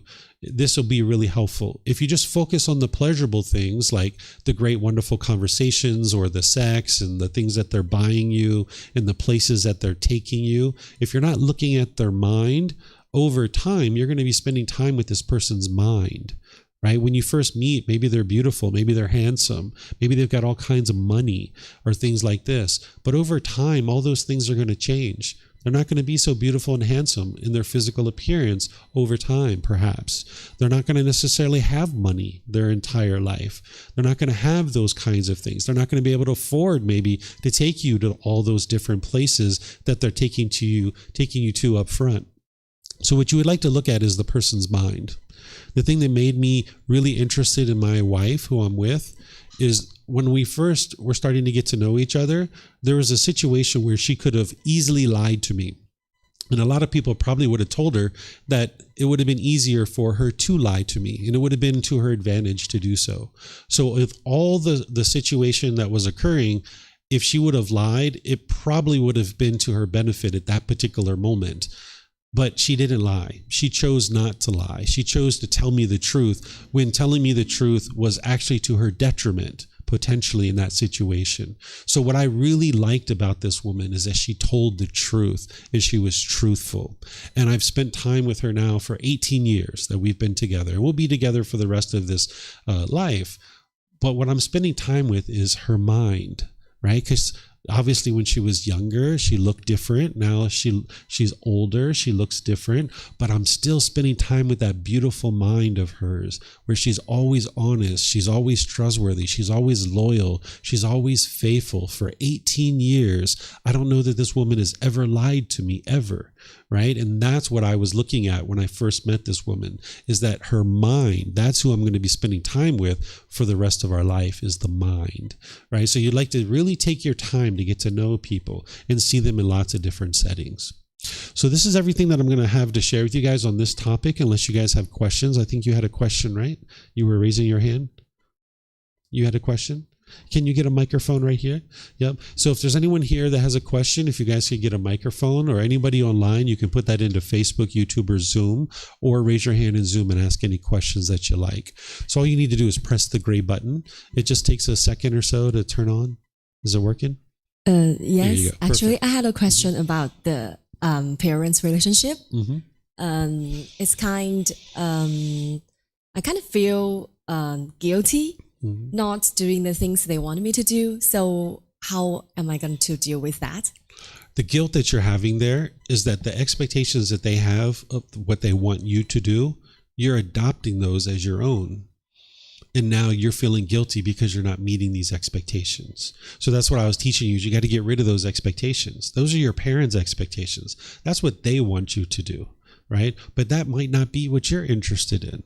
So don't allow their expectations to become your expectations. So just get rid of those and just do what you know to be best in life. When they're getting angry and upset and frustrated because you're not meeting their expectations, understand that they're causing their own anger and frustration. It's not you that's causing it. It's their mind wanting you to do a certain thing that's causing their frustration. Because let's just say your parents say to you, "We want you to get married." Right? Is that what what's the things that they're wanting you to do? Let's use your actual real example. They wanted me to choose the job they like. A certain job. Okay. What is the job they would like you to do? In China, parents want children to live like stable life. Like they wanted you to get a teaching position like that. Okay. So they want you to be a teacher. Yes. And you're not interested in being a teacher. Maybe. You're not sure yet. Okay. So let's just say you decide to go get a teaching job just to meet their expectations, right? And now when you're doing this job, you actually don't really like it, but you're just doing it because your parents like it, right? You're not living the life that you feel is fulfilling and satisfying. So you're living their life. Your parents have their own life. If they would like to be a teacher, go be a teacher. That's what you would like to do, but maybe you would like to do something different. But let's just say you even went and got that job and now you don't like it, right? And you're in that job. Now they're going to want something else. They're going to say, "We want you to buy a house." And now you go buy a house, and maybe you're not interested in buying a house, but now you go buy a house. And now you're working this teacher job, and now you buy this house, and you really don't like this house. And now they say, "Hey, we want you to get married." And now maybe you don't even want to get married, or maybe you do, or maybe you just rush it and you pick somebody that you didn't necessarily were interested in living with. And now you marry that person. And now they say, "We want you to have kids." And now you start having kids, and maybe you're not interested to have kids right now, but you do it early for them. And next thing you know, you're working this job, you're living in this house, you've got this partner, you've got these kids, and you're not even living the life that you find to be fulfilling. And your parents over here, they're not actually happy anyway. Because as soon as you meet their expectations on one particular thing, their expectations are going to change. So they'll be happy temporarily, but then their expectations are going to change. And now you're making all these decisions to live the life your parents want you to live instead of the life you're interested in living. So to get rid of your guilt, you've got to get rid of the expectations. Your parents can try to put expectations on you. That's up to them. You can't stop them from doing that, but you can train your mind not to adopt their expectations as your expectations. Make sense? Yeah. Mm-hmm. And one thing, there's a lot of voice around me, and they defined that if you want to live your life your own way, that's selfish. And I know that's not right, but what's the difference between selfish and love yourself? I'm wondering. So what the unenlightened mind does is when it has unwholesome qualities, which every unenlightened mind does, it will cast those unwholesome qualities onto other people, and it will read that reflection as coming from the other person when it's actually coming from your own mind. So when somebody is putting expectations on you, and you're choosing not to meet their expectations, and they call you selfish, it's actually their own mind that's selfish, because they're trying to get you to do what they want you to do. That's selfish, because now I want you to do things my way. That's selfish. So when they're calling you selfish, it's actually looking at their own mind. It's like looking out at the world through a dirty window. And now when you look out through the window, this dirty window, the world looks dirty. But in reality, it's their own mind that they're looking through. That's the dirty window, because their mind is having those pollutions. That's what every unenlightened mind has. So now they're selfish. They're seeing their own selfishness. They're looking through this dirty window, and they think it's you that's selfish, when in reality it's coming from their own mind. Do you see that? Yeah. So loving yourself would be to have a genuine interest in seeing yourself be well, and realize that in order for you to be well, you need to make decisions that are in your own best interest. And when someone's trying to put expectations on you, you don't subscribe to that. You don't allow your mind to adopt that person's expectations. That would be loving yourself, because now you can live a fulfilling life that you're creating, not the life that somebody else wants you to create. Yeah, you're welcome. Anyone else? Yeah. Could you come up here and get a mic, or maybe we can bring one back to you? Yeah. You just need to turn it on. There's a little button there.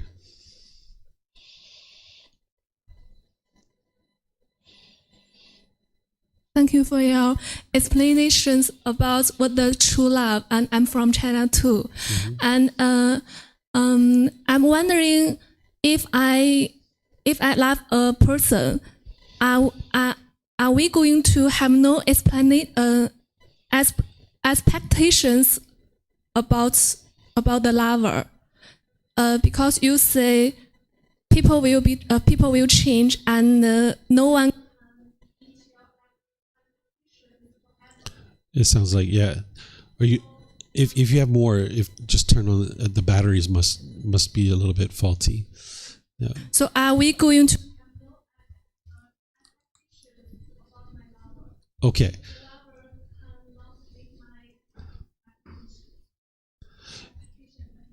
Yeah. So I'll just repeat that for the people online. The young lady asked, if I'm in a relationship, should I not have any expectations for my lover? And if they can't meet my expectations, is that what I'm supposed to do?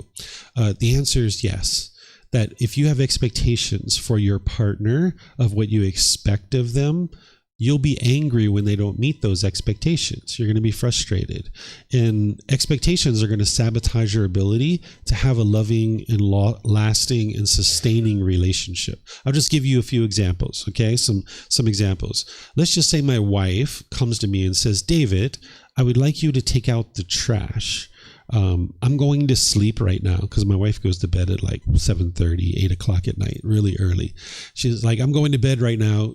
I want you to take out the trash. And if I say, okay, great, I'll take out the trash, no worries. And now she goes to bed with the expectation that I'm going to take out the trash, right? And now let's just say I forget to take out the trash, because it's going to happen from time to time. Because of impermanence, I'm not going to always remember to take out the trash, right? Well, now she wakes up in the morning and she sees the trash is there, and now she's angry or frustrated if she had this expectation, right? And now it becomes an argument and frustration because I didn't meet her expectation, right?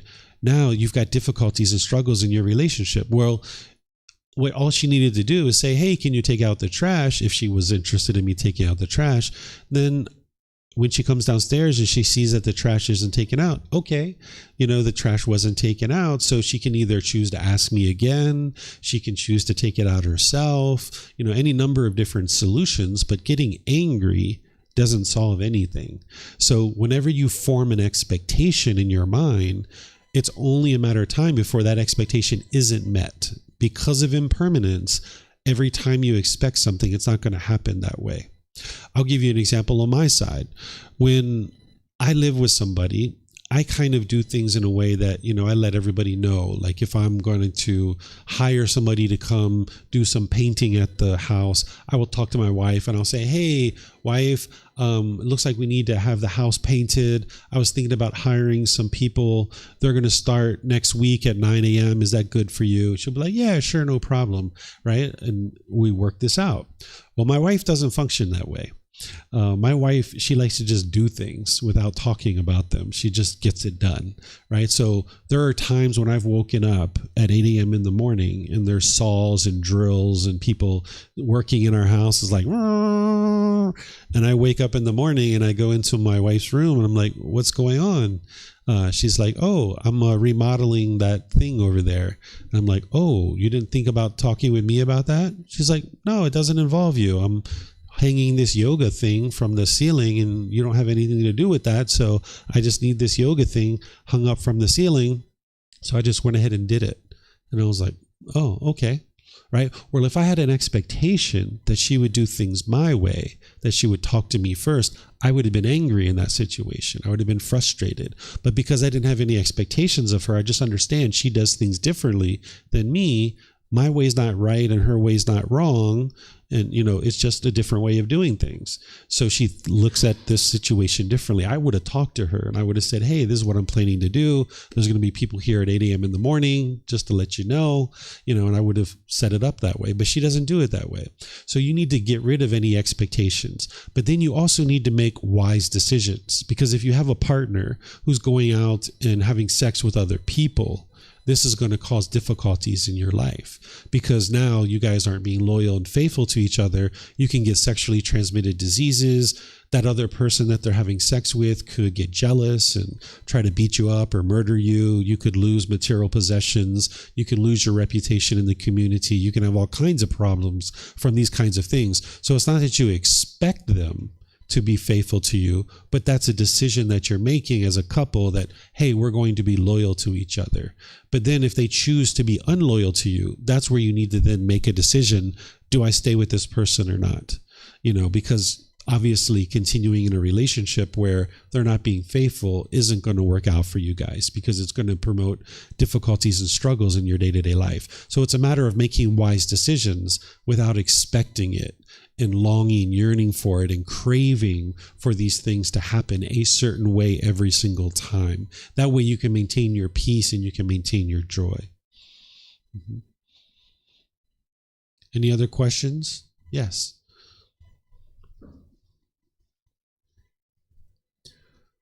Ma'am, if you would like to come get a mic also, that way when she's done, you can have one as well.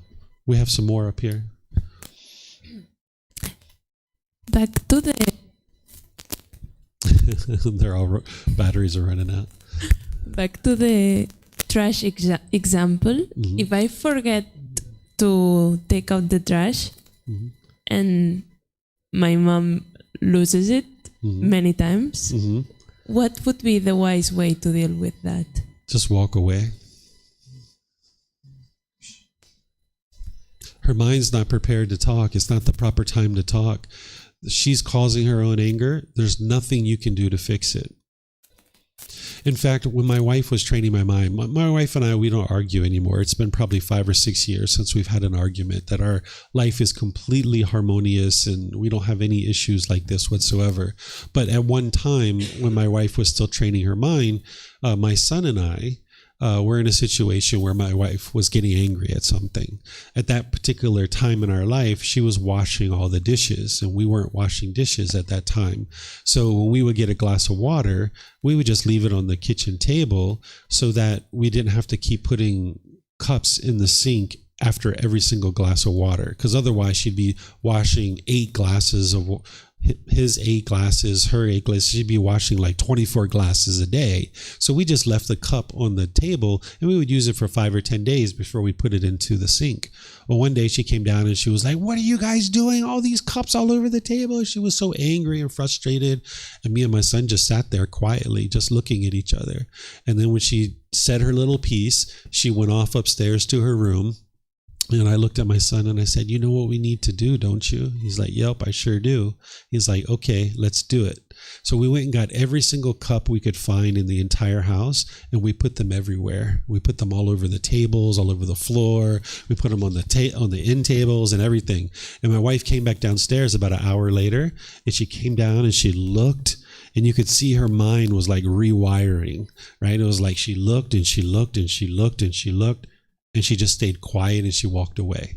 So basically what we were helping her to see is that, hey, these cups are just impermanence. That's all it is. That if we would have buckled to her harshness and fear, then she would have just been yelling and hollering about the next thing and the next thing and the next thing. If it wasn't the cups, it would have been the trash. And if it wasn't the trash, it would have been sweeping the front step. If it wasn't sweeping the front steps, it would be something else, the laundry, right? So if every time somebody yells and hollers at you, if you just hurried up and took out the trash for your mom, you're not actually helping mom, because the real problem is not that you didn't take out the trash.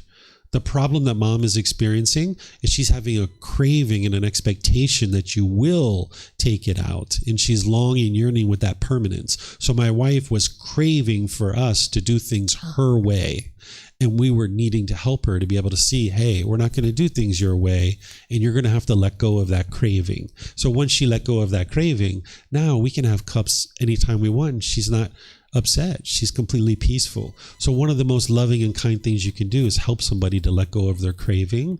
So in this situation, if your mom was upset with you, the best thing to do is walk away, because you're not going to solve her anger. The reason why she's angry is because her mind's holding on, wanting that trash to be taken out. So taking out the trash isn't going to solve mom's anger, because the next time you don't take out the trash, she's going to get angry again, right? So if I was in that situation, I would intentionally not take out the trash multiple times to train her mind to let it go. And she's going to get angry, but eventually her mind's going to have to let that go. And she's going to have to realize, like, okay, Gala is going to take out the trash when Gala would like to take out the trash, not when I want her to take out the trash. So this is how you can help someone to let their mind go, let go of the craving, and now they can be peaceful all the time. If there's trash there, if there's no trash there, they'll be peaceful all the time. Mm-hmm. Yep, you're welcome. Mm-hmm.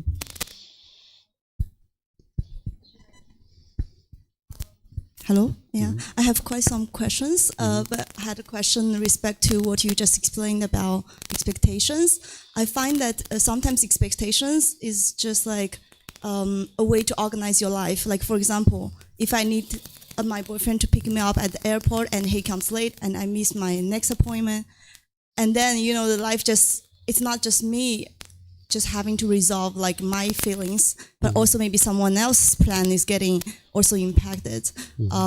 So that's, I think, honestly, that really frustrates me, because then I feel like I cannot count on this person in life, and that's scary. So I wonder like how this like letting go of expectations coexists with the fact that you still need to live your life in an organization. You still have to sometimes follow agenda and, you know, some plan. Yeah, you have certain goals, certain objectives, certain interests, certain wise decision that you would like. So you tell your boyfriend, I think you said, hey, I'd like you to pick me up at the airport. What time's your flight come in? Oh, 11 a.m. Okay, great. I'll see you there. But now they show up at 11:15, 11:20, 11:30. You're like, oh, was there traffic? Yeah, I was really trying to get here. I couldn't get here. There was traffic. Oh, okay, I understand. No worries. And now you've missed your appointment. Sure, but that's going to happen from time to time. That's just impermanence.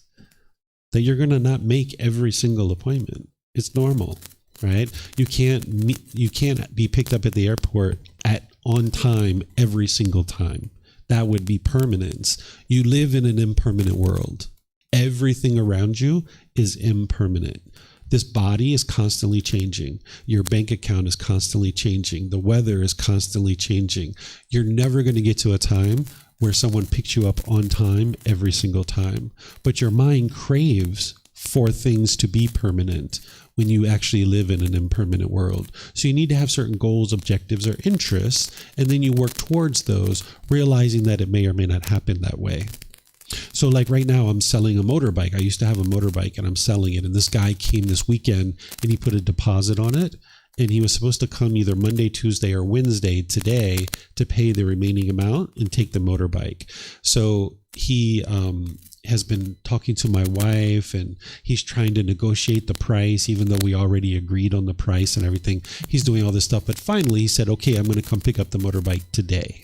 Right. So I told my wife when I left the house, I said, if he's not interested to take the motorbike home today because it's raining, that's okay. But since we have our agreement and he's supposed to come pay today, I said, at least if he can come pay today and get the keys and the paperwork and all of that, that would be great, because then I can take it off the internet and I don't have to keep talking to other people who are interested. So I have a goal or objective or interest that this guy comes and pays today and that he gets his paperwork.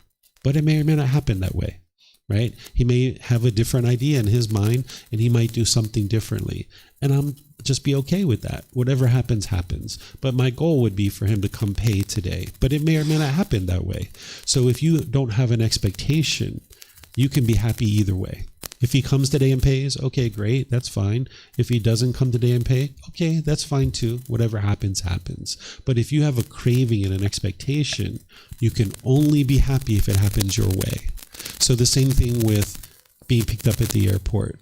You need to understand that sometimes people are going to be on time and sometimes not. And that's okay. That's just impermanence. That's a normal part of life. Can you explain maybe a little bit more about what you just said about the difference between the interests, having an interest in something happening, and the expectations? Because I feel like it applies to so many things, and with respect to my other questions, like for example, if we do not have expectations in our life, then how do we achieve things? Like if we do not have expectations on ourselves, then how do we achieve like getting good education, getting like wisdom in life, or like achieving material success?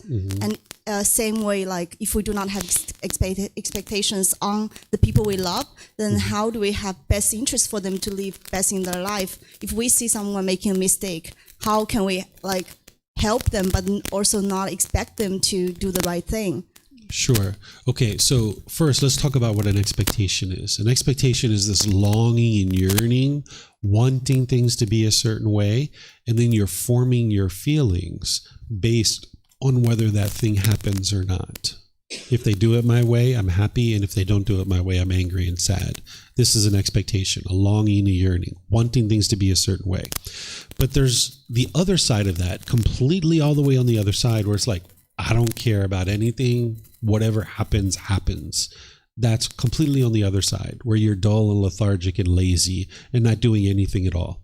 The Buddha is teaching you the middle way, where you gradually work towards things through wise decision making, but you don't form your feelings based on whether this thing happens or not, but you just make decisions towards it. So I'll give you an example. I don't have the expectation that my son will get good grades because he goes to school. I don't have an expectation that he will get a good grade, but I'm also not over here where I could care less what his grades are either, because that's two opposite sides. I'm not longing and yearning for good grades, but I'm not could care less either. I'm in the middle, where I know he needs to have good grades, and I help him to be able to accomplish that through wise decision making. So when he's come home in the past with certain grades that are less than wonderful, we sit down and we talk about it. What happened here? Why do you have an F in this class?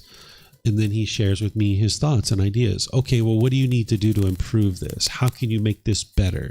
And then we talk about it, right? And then I even talk with his teachers and find out from his teachers, like, what's going on here? Why does he have this bad grade? And now we talk about what is it that's standing in his way of getting that good grade. And now I can support him and I can encourage him. I can give him the guidance that he needs to make improved decisions, because it's not possible for your child to permanently have good grades. It's just not possible because of impermanence, right? But these grades that aren't very good, those are not permanent either. It's just a matter of making wise decisions to improve them. So let's find out, what are the wise decisions that need to happen here in order to improve these grades? If I was angry, if I had expectations and he didn't meet those expectations and I was angry and hostile and bitter with him, I'm not going to be able to guide him and support him in a polite and respectful and kind way to make improved decisions. I would just be yelling and hollering and forcing him and pressuring him and trying to force him to do things my way instead of guiding him towards wise decisions to get good grades. So I'm not over here where I could care less about his grades, and I'm not over here where I'm trying to force and control him to have certain grades. I'm in the middle where I'm guiding him and supporting him and making wise decisions. So you can have goals and objectives and have ambition and enthusiasm towards seeing those things be met, but you're not longing, yearning, and pressuring people to do things your way. And the mind needs to learn how to do this. That's why none of the teachings of the Buddha is based in belief. That's why it doesn't involve rites, rituals, ceremonies, and worship. Because I know, like in China, the Buddhism that you guys have there, there's a lot of rites and rituals and ceremonies and worship and prayer, where what the Buddha taught is not those things. He's teaching you how to train your mind and make wise decisions, but the mind doesn't know how to do that. So the mind's used to, in the unenlightened state, chasing and chasing and chasing and having expectations and forcing and pressuring people to do things, or it's over here, it could care less. So either side of that, you're not happy, you're not feeling good about life. But when you come to the middle with wise decision making, here you can actually have a wonderful life for yourself. But the mind needs to know how to do this, because it's not natural for the mind to function that way. You need to train it to be able to function that way. Mm-hmm. Yeah, it's fun. Yes, ma'am, you have a question?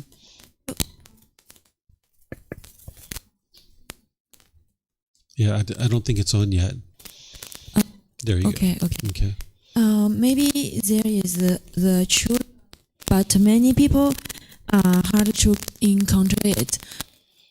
I'm confused about, should we choose to go through some relationships or choose to go single? I'm sorry, I was cutting out so much. I didn't really pick up your question. I didn't understand. I think they're going to give you another mic here. This one seems to be working better. Even the microphones are impermanent, right? The whole world around you is impermanent. Yeah. Did you hear her question? Oh, okay. Go ahead. Let's try again.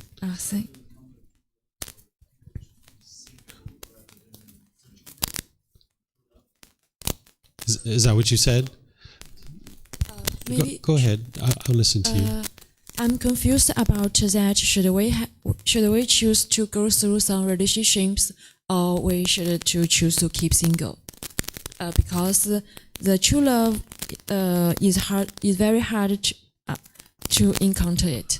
Okay, so the only reason why true love is hard for you is because right now you don't have the wisdom of what is true love, and you don't know how to practice it. So that if you learn what true love is and you gain that wisdom of what true love is, and more you're putting out true love, you will see true love coming back to you, and you'll be able to identify when it is coming back to you. Because sometimes people are experiencing true love and they don't even realize it. I had two young girls here one time that were learning about true love, and they came up to me afterwards and they said, I think I made a most horrible decision. I said, really? What happened? They said, I just broke up with my boyfriend, and I think he was practicing true love with me, and I didn't even know it. And I was like, really? What happened? She said, well, I would go to my friends' houses and I would go to different parties and different events and I would invite him to come. And he said, no, you go enjoy yourself. I'm going to stay home. You go have fun. I'll be here when you get back, or whatever he was saying. And she said, I thought he didn't want to be with me. So I thought he didn't love me. So I broke up with him because he wasn't with me every single event that I went to, where in reality he was practicing non-attachment, where he was just as happy being with her, and when she went away to go to these parties by herself, he was fine with that too. He wasn't controlling her to be a certain way. So she couldn't see that that was actually true love, that he wasn't attached to her. He wasn't trying to force or control her to do certain things. So the reason why you're not experiencing true love coming back to you is because you're not practicing it yet. You yourself need to know what true love is, have that wisdom, and then practice true love with the people around you, and then you will experience it coming back to you. This is called the natural law of Gotama, of cause and effect, or action and result. So whether you stay single or you decide to have a partner, that's a decision that only you can make. But if you're interested in having a partner, you're going to need to learn about true love and practice that, and then learn how to make wise decisions about who to include in your life. So if I was you, I would train your mind with these teachings of the Buddha, and that's what's going to slowly help you to be able to gain the understanding of what is true love and be able to practice it more and more. Because there's one thing to sit here and like talk about true love, and you guys might understand it to a certain degree, but going out there in the world and practicing it is a whole different thing. So you're going to need some guidance to be able to learn and practice and train your mind to be able to understand what is true love and then practice it. And then that's where you'll receive true love coming back to you. You're welcome. Yes, ma'am. Hello. I have the question that if many things in the world is not worth of chasing, is contemporary and not worth of persisting, so what should we chase, and is that leads to the meaningless of our life? Let me see if I understood you. I'm going to repeat the question as I understand it, but if it's not correct, just let me know, okay? Are you saying that you're trying to understand the meaning of life, and if we shouldn't chase things, then what should we be doing? Is that what you're asking? Like many dreams of our life is contemporary, and it's always changed. So what's the real meaning of our life? Are you asking what's the meaning of life?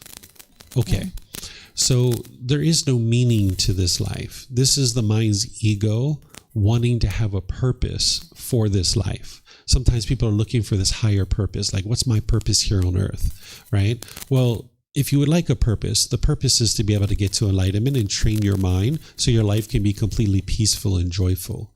If we go back to like prehistoric human beings, like the very first human beings that existed on this world, they weren't walking around trying to understand their purpose in life or their meaning in life. They were just trying to figure out how to survive, right? They needed to figure out how to eat, how to clothe themselves, how to have shelter, how to stay warm with fire and things like this. That's all they cared about, is learning how to survive. And as we've evolved as a human species, we've now figured all that out. We figured out how to do clothing and food and shelter and all these things. In fact, we figured out these things so well that we have this enormous amount of time available to us that we tend to fill it up with unbeneficial things, like just sitting there and scrolling on social media and things like this, right? So oftentimes, because we don't really have to figure that stuff out anymore because it's already been figured out, people sit around and like, well, what's our real purpose here? Like, I'm just sitting here scrolling on social media hour upon hour. Like, what's my real purpose here? Well, the only reason why you have all this time is because we've already figured out the basics of life and how to survive. But now, because you have all this extra time in your life, you could actually be spending time to be able to train your mind and get to a peaceful and joyful life. But if you don't have the wisdom of how to do that and you don't have access to the teachings, you could sit around being bored and lonely and frustrated and feel like there's no worthwhile living life, because life can feel very mundane in the unenlightened state. But when you train your mind and you get rid of the pollutions that the Buddha discovered, and you get to this point where your mind's completely peaceful and joyful, you'll be thoroughly enjoying your life. So what I suggest people to do is that they start with this first book that I have out of the book series. You can actually get this for free. You can download it from our website. You can take it and go print it. You can get printed versions here by just reimbursing us for the printing cost, or you can get it on Amazon. And if you slowly start reading this book and start to understand it, you'll be able to train your mind and get to the point where you see like basically your job and all these other things. It's just to sustain your life and keep you alive. But what would be really the best goal for you is to be able to train your mind so you get to a life of peace and joy where everything around you can enjoy thoroughly. In fact, this question that you're asking, it's in this book. In the very back of the book under the frequently asked questions section, I share a lot of detail about what is life's purpose. So if you'd like to read that, you can, because you're going to see a much longer description from me about what is the purpose of life. One more question. What's your opinion on our emotions? Even though it is contemporary, like anxiety, but it's really painful for our feelings. My thoughts on the feelings and emotions that someone has in their mind is to share with you that you can eliminate them. You don't have to walk around with anxiety. You don't have to walk around with painful feelings. There is an escape for you. But most people don't even realize this exists. Most people think that it's just part of the human condition, and they've just adopted the thoughts that they're just going to be angry and frustrated and having stress and anxiety for the rest of their life. They don't even realize that there's a way to eliminate them. And that's where the teachings of the Buddha come in. So having had exposure to the teachings of the Buddha and know the transformation that these teachings can make, that's why I've decided to dedicate the rest of my life to sharing these teachings so that you and many other people in the world can learn how to escape from these discontent feelings. And that's part of my love, that I have a genuine interest in seeing all beings be well, and I'm interested in sharing these teachings with people. And that's why I do it at no cost, and I give away everything at no cost, because I would like to see you experience this improved mental state of enlightenment. So these emotions and feelings that you have, you don't need to keep experiencing anxiety and stress and guilt and shame and fear and all these things. You can actually eliminate it and get to the point where you're always cheerful, you're always glad, your mind is always bright and uplifted. But you need the wisdom of how to do that. And it's not a 1 day thing, a 1 week thing, a 1 month thing, or even a 1 year thing. It's going to take multiple years, but it's a permanent solution. Once you get to the enlightened mental state, your mind will never experience these discontent feelings ever again. So you don't have to keep experiencing this difficulties and struggles over and over and over again in your life. You can transcend all of that and go past it, but you need the wisdom of how to do it. Thank you. Yeah, you're welcome. Okay, so I think that's it for today. I don't see any other questions, or maybe we have one more here. Oh, we have one more here. 1 second. Let me see what we've got here. Oh, we've got plenty. Okay, so we've got some in Zoom here. Julie says, I think I'm addicted to self-loathing. From the minute my eyes open in the morning, I find a way to dislike myself. I look for every flaw in myself that doesn't meet what is considered socially normal. What are the steps to liking yourself? Julie, I suggest that you learn and practice the Eightfold Path really closely, because you tend to have these kinds of questions where I know you have all these different challenges in your life, but until you learn and practice the Eightfold Path really, really closely, all of these problems are just going to continue.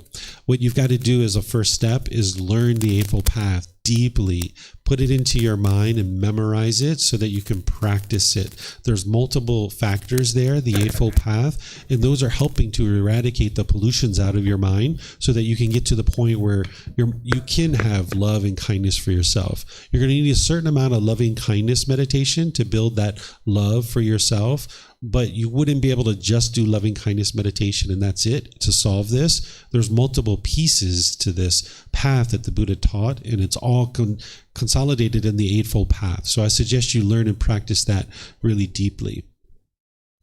Angie's asking, my question, it seems like my success metrics for myself keeps changing, and I felt like I can never meet my own expectations and never felt like I'm enough to be lovable. But no is really expecting anything from me. So no one is really expecting anything from me. My parents don't expect anything from me anymore. My husband loves me unconditionally.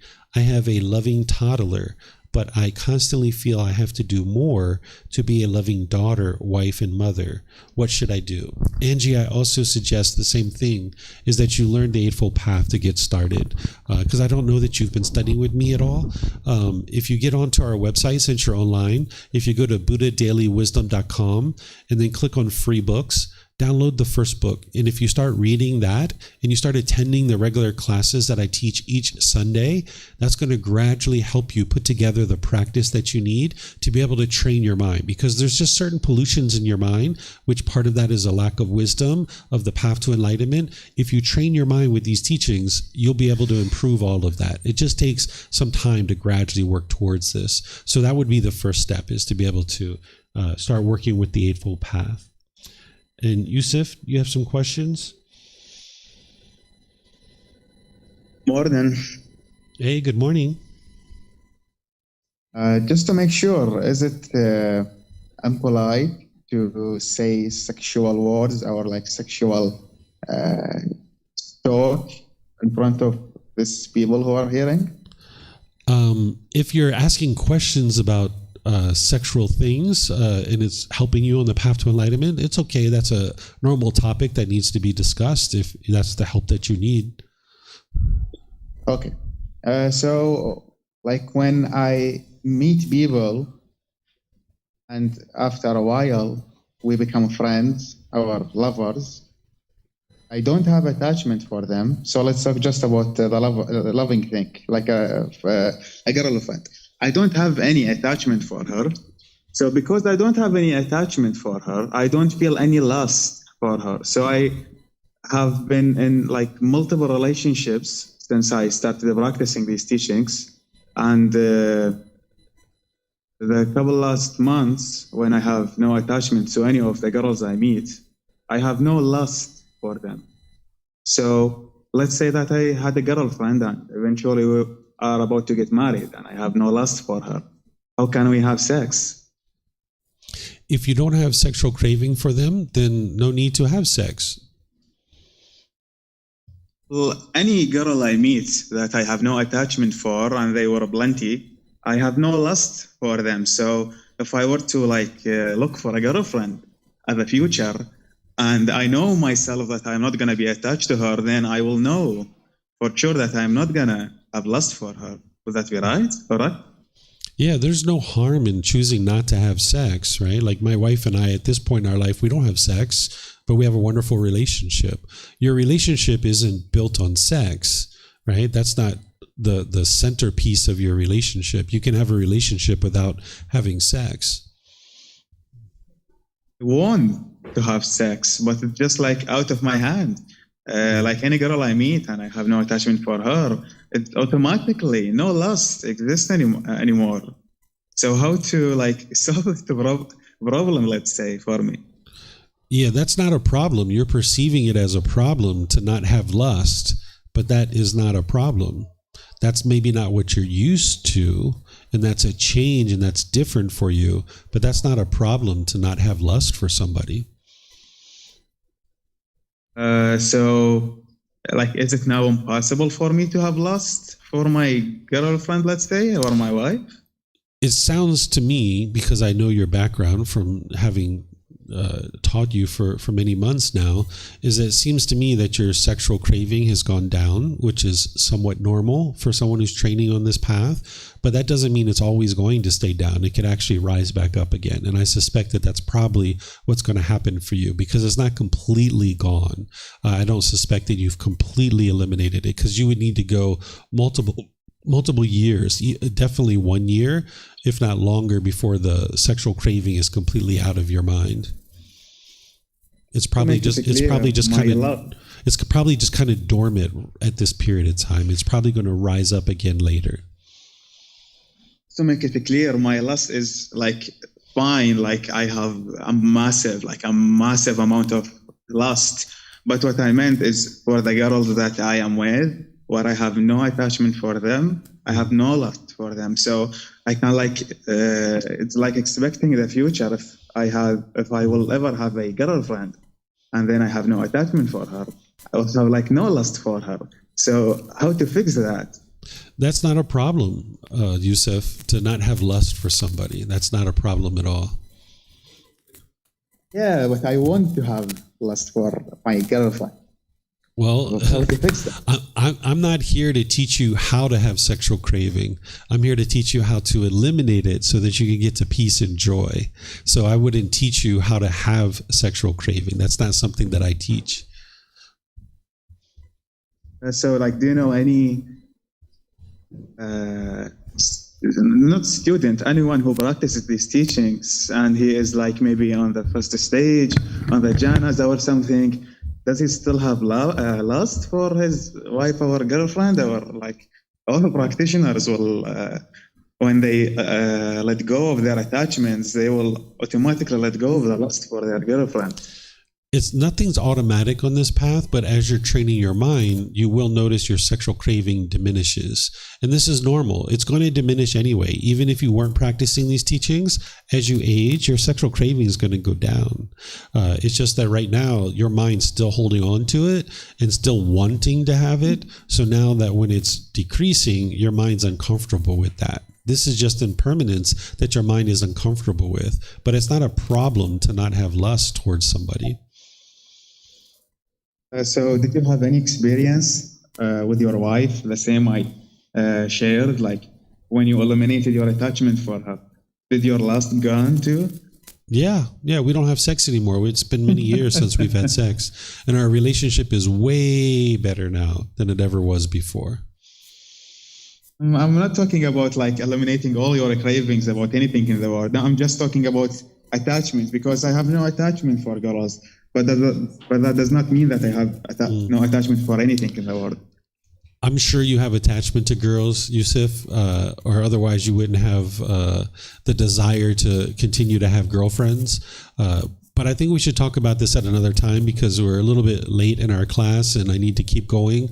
And I know you usually have many questions. So why don't we just end this here because this is more of like a personal thing that you would like to get help with.